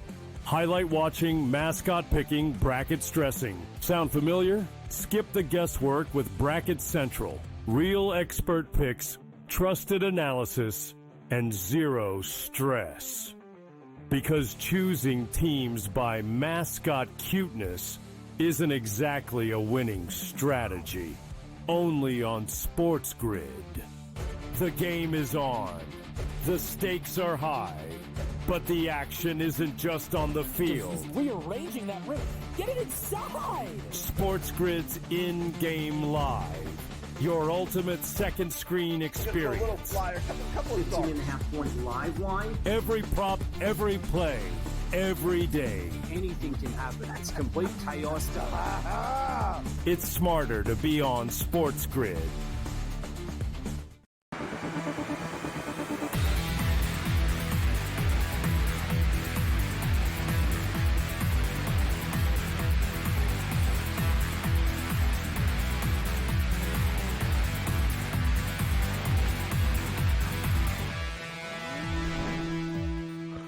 Boomer Sooner. Here come the Sooners right now. Speaking of not a ton of drama today, there were a couple of good endings, a few, today. Crazy to say, guys, the best game still was the first one, the Alabama State and the poor bastard kids that got knocked out. Who was it? I forget already. On the Hail Mary at the end, but that's been the wildest sequence so far. But this game is good. You have the two-time defending champions trying to hold their ground. Nobody thinks they're going to win the three-peat here, but they don't want to get knocked out in the first round. 54-54 right now with 5:43 left. We got a tie game. Illinois have started to pull away on Xavier, 66-52, although the total is starting to climb, 166.5 right now. Hoping that Michigan State pull away on Bryant. It's 42-33, 17 minutes left in the game. And we're at the half. Liberty are now getting 24.5. They're down by 24. It's 44-20. In-game total, 135.5, although minus 145. So it's probably 136.5 at other spots right now. Philly Godfather in the house with us for another segment. And we got Cam Stewart with us. Tony Finn will join us later from Vegas.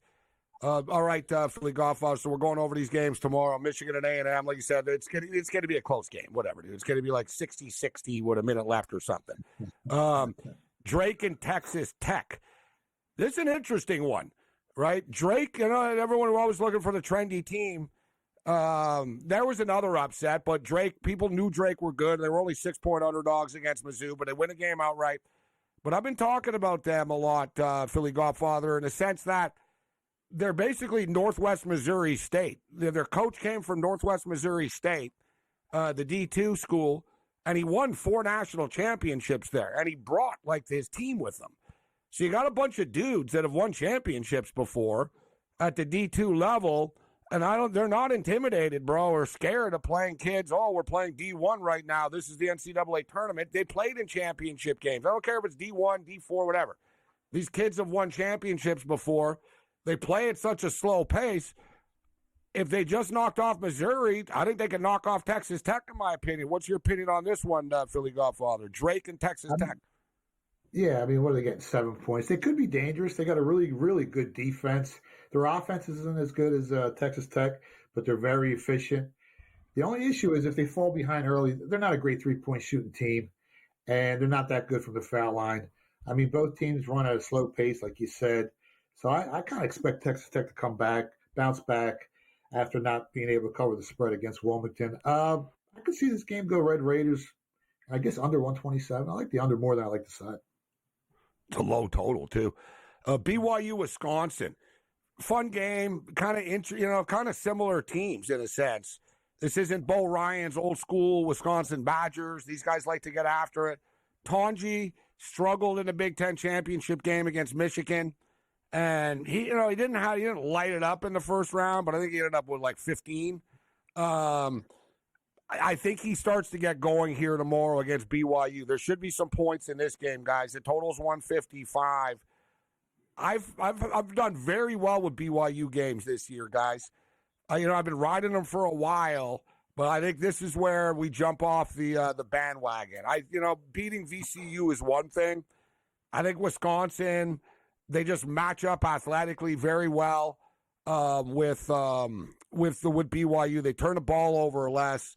And quite frankly, I think Philly Godfather, you can make an argument Wisconsin should be like 3-point favorites in this game instead of just basically a pick 'em.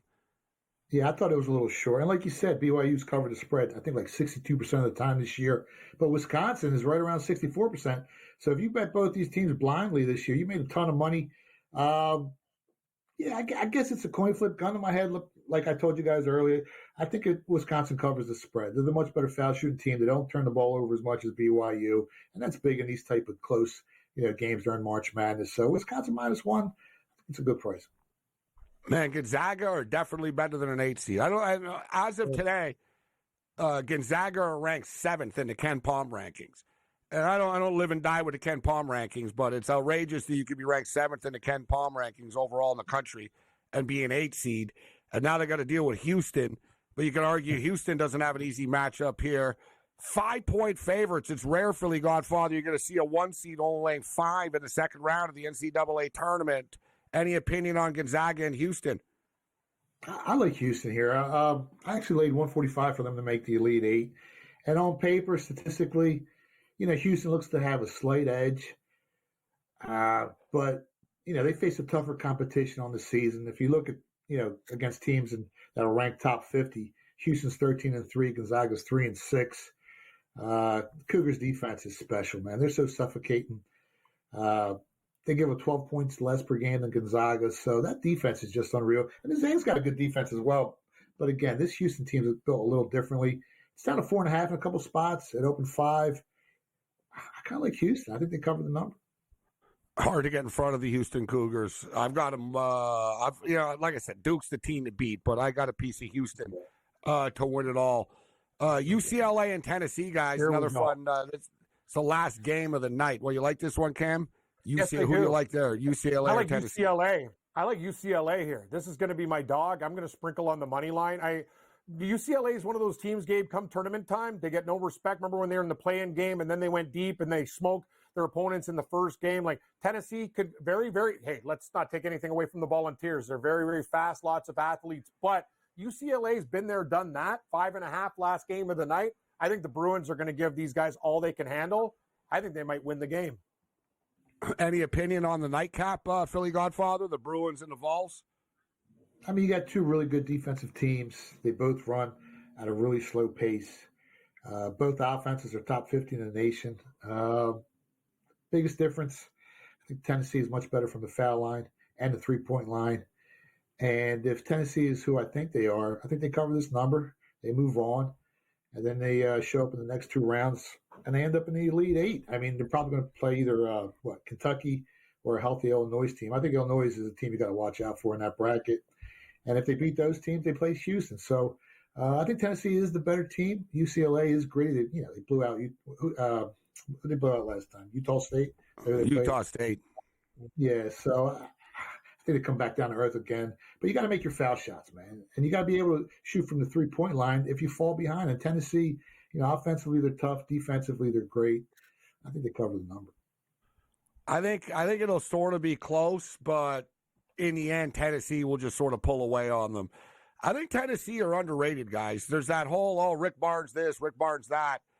But and also people think, oh, they're offensively challenged, but they've got ballers, man. Lanier and the Shazier, like they've got guys that can score, and they battle on freaking D. Like you said, they're basically like they're not quite the Houston Cougars, Philly Godfather, but they're very similar, right? I mean, Houston are better. I trust Houston more, but Tennessee are right there that can play with anybody. Like I wouldn't be shocked at all if the Vols made it to the Final Four. Yeah. Yeah. I mean, I don't know if they can get by Houston, but they can definitely get there. And again, like I said, watch out for that Illinois team, man. They're dangerous. What about Creighton Auburn, Gabe? Did we skip that one? That's what we got, 9.5 Auburn versus Creighton. That's an interesting game. How about the over? I personally don't trust Auburn. Like I said, I think Auburn is, I've been saying it all week, I think Auburn are the vulnerable one seed, right? What do you think? Do you think Creighton can play with? What's your take, Philly Godfather? Well, the line's down 8.5 at Pinnacle. I mean, Auburn didn't look that great. I laid 32 on them against who they play, Alabama State. They only won by 20. But I think they bounced back here against a real gritty Creighton team that just smoked Louisville by 14 points. And that Louisville team was hot. I just don't see the Blue Jays shooting almost 60% again from the floor. They had a great night shooting against Louisville, and I don't think they're going to be able to do that against Auburn. As long as Auburn doesn't shoot 55 or 56% from the foul line like they did the last game, I think they can cover that. All right, hold on, Philly Godfather. We'll let you know where you can get his book and more on the other side. The Friday Night Freak Show in-game line continues.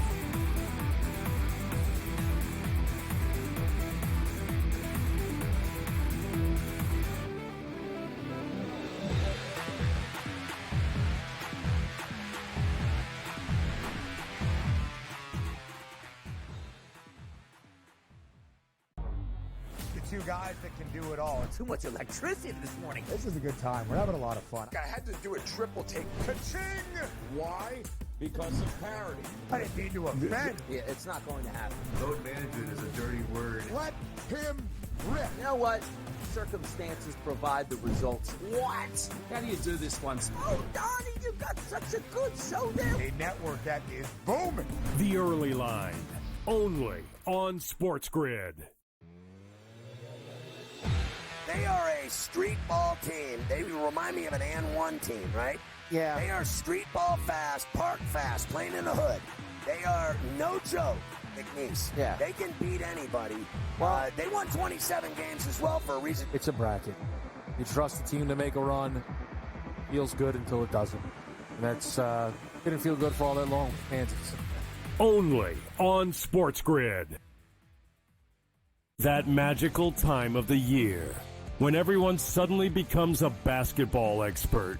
Highlight watching, mascot picking, bracket stressing. Sound familiar? Skip the guesswork with Bracket Central. Real expert picks, trusted analysis, and zero stress. Because choosing teams by mascot cuteness isn't exactly a winning strategy. Only on SportsGrid.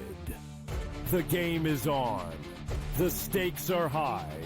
But the action isn't just on the field. Rearranging that rim.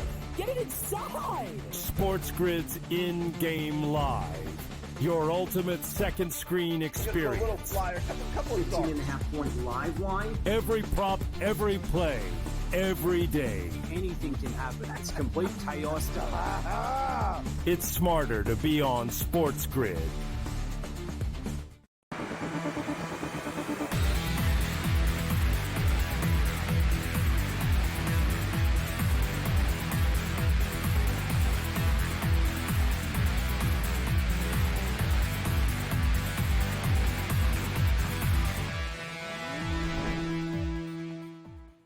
In-game live game day continues / Sports Rage.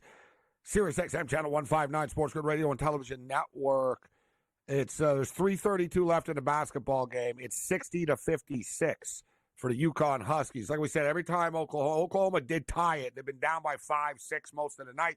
They did tie it, and then UConn hit a couple of free throws. So it's getting real right now for the Oklahoma Sooners and this basketball game. The Florida Gators await the winner. Florida looked good today, but then they sort of took the pedal off the metal and got a little bit sloppy as the game went on. But Florida are definitely going to be a tough out in this tournament. All right, before we get Philly Godfather out of here, we looked at tomorrow's slate. We got point spreads for Sunday's games right now as well. And I brought it up earlier, Philly Godfather. It's easy to say. It's not a hot take to say, man, Duke are really good. But Duke do look like the team to beat for real, man. Like Cooper Flagg, this guy's just unbelievable. Even if he didn't play, they could still potentially be a Final Four team.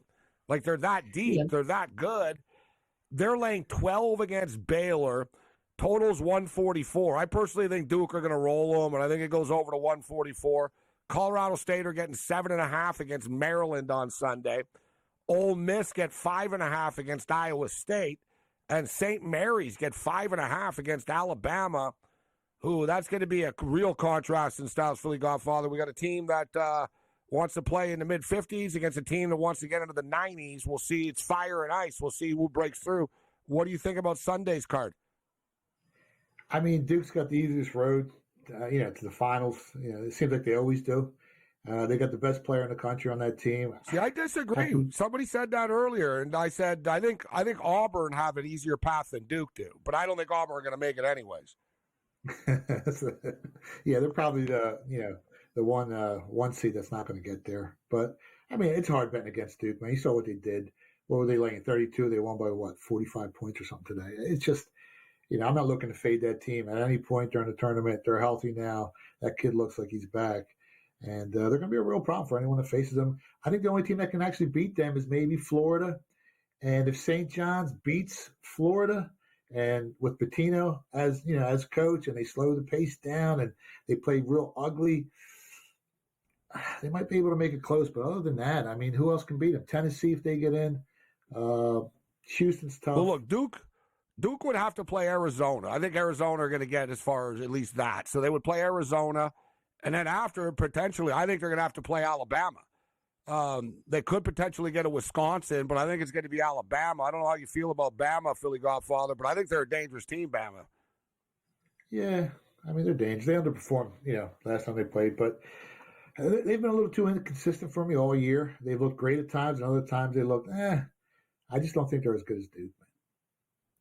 No, I don't think they're as good, but they can, they can get anybody into a track meet. They can outscore anybody. I mean, and Nate Oates is a very good coach, too. They've got talent.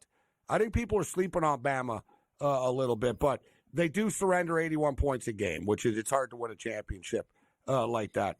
All right, Philly Godfather, you got the book. Let people know where you can order it. Where can people find you online? What do you got going on? Yeah, right now on X at Philly Godfather. The website's thephillygodfather.com. If you want to order my book, it's at phillybooked.com for now. It's going to be on Amazon, Barnes & Nobles in about a month. But you can order the book right now at phillybooked.com. Good stuff, Philly Godfather. Enjoy the tournament. Thanks for joining us on this Friday night. Good luck, guys. Philly Godfather with us. One of the few sober regular guests that we have. So he's joining us on this Friday night. Sober regular guest. Well, a lot of people are out. Yeah, well, half the people I know are basically in sports books in Vegas right now or somewhere else or doing live this or that. And or a lot of people are basically said, they party all days. They're out drinking or they're at home. They're already into it. All right, there's only a minute left in this game, and it's a 5-point game. UConn are up by 5, and they have the basketball. So this is a critical possession right now. Oklahoma are not fouling. They're going to see what happens here. And they get the turnover. So Oklahoma gets the stop. They got to bury this right now. But what number they got to score now. I got 6 with the Sooners. Yeah, I got 6.5. I got 9.5. Fuck. Oh. Yeah, I don't know, man. There's a block for the Sooners under the paint. One thing with these refs, man, they don't call any fouls late. You go up and try to slam the ball, and they're not calling it. Man, that's a big difference. Like, Oklahoma just got the steal, right? They played great defense, but the thing is they lost 30 seconds on the clock. They played great defense, down 5. They actually get the ball. They can't convert the fast break. And, man, now UConn are going to be going to the free throw line. So, like, they could have cut it to 3. The point spread would have been in play. Now it's going to become a free throw game here. It looks like UConn are going to survive here most likely. We'll see if they end up covering the point spread, laying 6 points at tip-off. So 29.2 left. They hit the first free throw, so now they're up by 6. Man, the way my day is going, I'm getting 6. They're probably going to win by 7. I got the Sooners plus 6, so I'm expecting the worst. Michigan State are up 11 right now. It's 11 minutes left. Hopefully they can. No, now it's 9. Man, they just can't pull away. All right, so this is it. The game's on the line here. Oklahoma have the ball. If they don't hit the shot, they're not going to cover. And here's the 3 ball is up, and the 3 ball is no good. And there's the foul. Oh my God! That means they're going to go up 9. We need a 3 to push or win by the hook. Yeah, so now they're up by 7. They're going to go to the free throw line up 9. And yeah. Oh, the thing is, Oklahoma, these games, they come down to the last 2 things. Like if Oklahoma would have buried the 2 when they just had a chance to, the lead would have been cut to 3, and we could have wiggled under the number. They've missed the last 2 possessions. They've gone down the court and got 0 points. And the thing is, UConn are hitting their free throws too. I'm expecting this guy to hit them both, Cam. There's a swish on the first one. And Oklahoma missed their 1-1.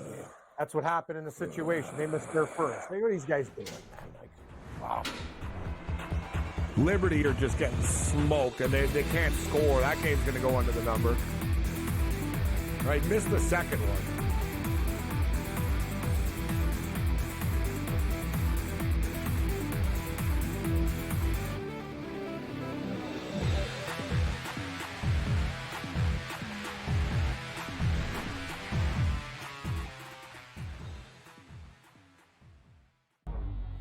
Two guys that can do it all. Too much electricity this morning. This is a good time. We're having a lot of fun. I had to do a triple take. Ka-ching! Why? Because of parity. I didn't mean to offend. Yeah, it's not going to happen. Load management is a dirty word. Let him rip. You know what? Circumstances provide the results. What? How do you do this one? Oh, Donnie, you got such a good show there. A network that is booming. The Early Line, only on SportsGrid. They are a street ball team. They remind me of an N1 team, right? Yeah. They are street ball fast, park fast, playing in the hood. They are no joke, McNeese. Yeah. They can beat anybody. They won 27 games as well for a reason. It's a bracket. You trust the team to make a run. Feels good until it doesn't. And that's didn't feel good for all that long. Kansas. Only on SportsGrid. That magical time of the year when everyone suddenly becomes a basketball expert. Highlight watching, mascot picking, bracket stressing. Sound familiar? Skip the guesswork with Bracket Central. Real expert picks, trusted analysis, and zero stress. Because choosing teams by mascot cuteness isn't exactly a winning strategy. Only on SportsGrid. The game is on. The stakes are high. But the action isn't just on the field. He's rearranging that rim. Get it inside! SportsGrid's in-game live. Your ultimate second screen experience. A little flyer, a couple of 18.5 point live line. Every prop, every play, every day. Anything can happen. That's complete chaos.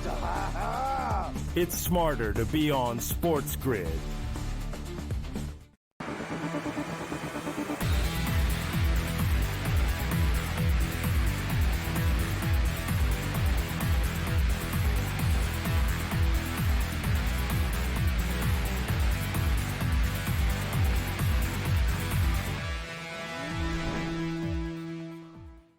In-game live continues. I am Morency, King with Cam Stewart. Thanks for the Philly Godfather for joining us. Tony Finn will join us in Level 3. We'll be with you until 1 a.m. Eastern Time this evening.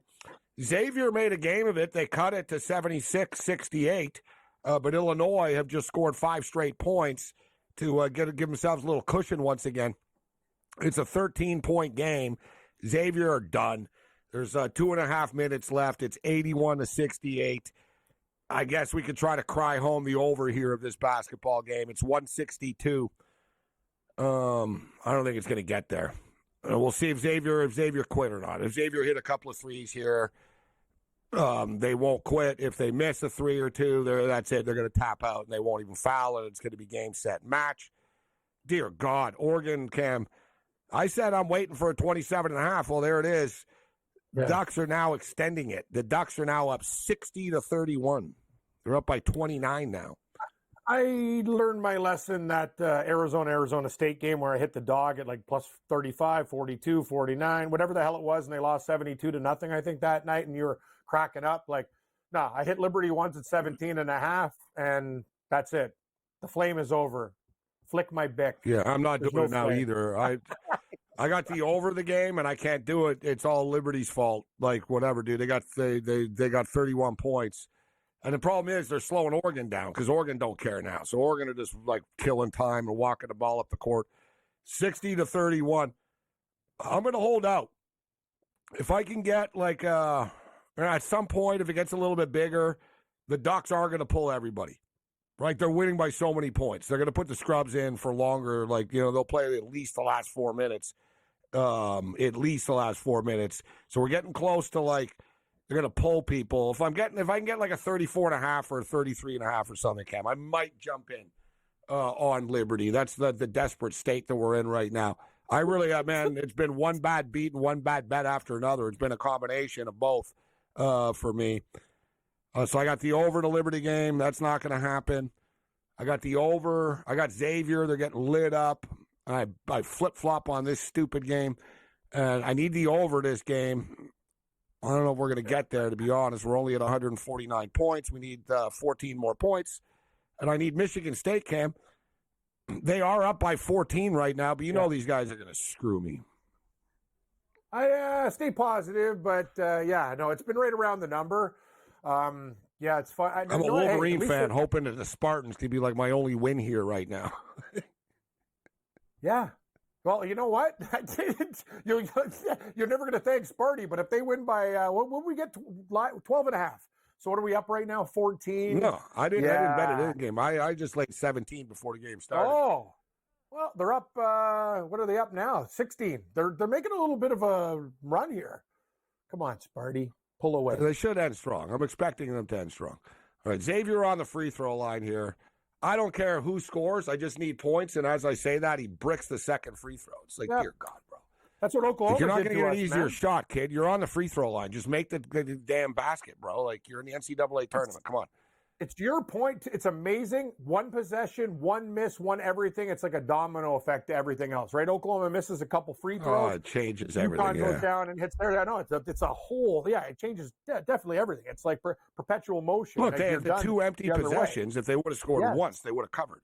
Yes, exactly. And that's Illinois just heaved up a desperation 3 and it went in. So everything's going the Illini's way here. It's a full out. It's 84, so it's a 15-point game. Which kind of hurts, too, because Missouri, Xavier aren't going to foul. All right, so I'm kind of in nowhere's land here to try to get this total. Like, if they were down by, 8 or 10 or, 9, they would foul and they would sort of pretend that they're still in this thing. But they're down by 15 right now. There's $1.52 left. I mean, what are they? They're not going to foul. So I'm going to need a miracle. I need them to hit a 3. Then I imagine Illinois is going to put the scrubs in here in the last 2 minutes. I'm going to need them to score one basket. Come on, kid, hit this shot. All right, the kid just hit a wide-open 3 on Xavier. Like you said, Cam, that changes their sequence. Now suddenly they're all playing full-court press, and they're going to foul here. Foul them, hit them, punch them. What's your Do total? something, tackle them. 162. It's 156 right now. 6 points a minute, man. This is going to be tight. Yeah. The way my day's going, I'm expecting I'm trying to stay positive, but I'm trying to stay positive too, Gabe. But I've just loaded up the Singapore. I'm looking at live golf matchup bets. Like I'm betting holes against guys now. Like this is the last game of the night. This Liberty game. I'm toast. There's no way they don't. What I have 17.5. Good luck. It's over. Friday night frustration. Why?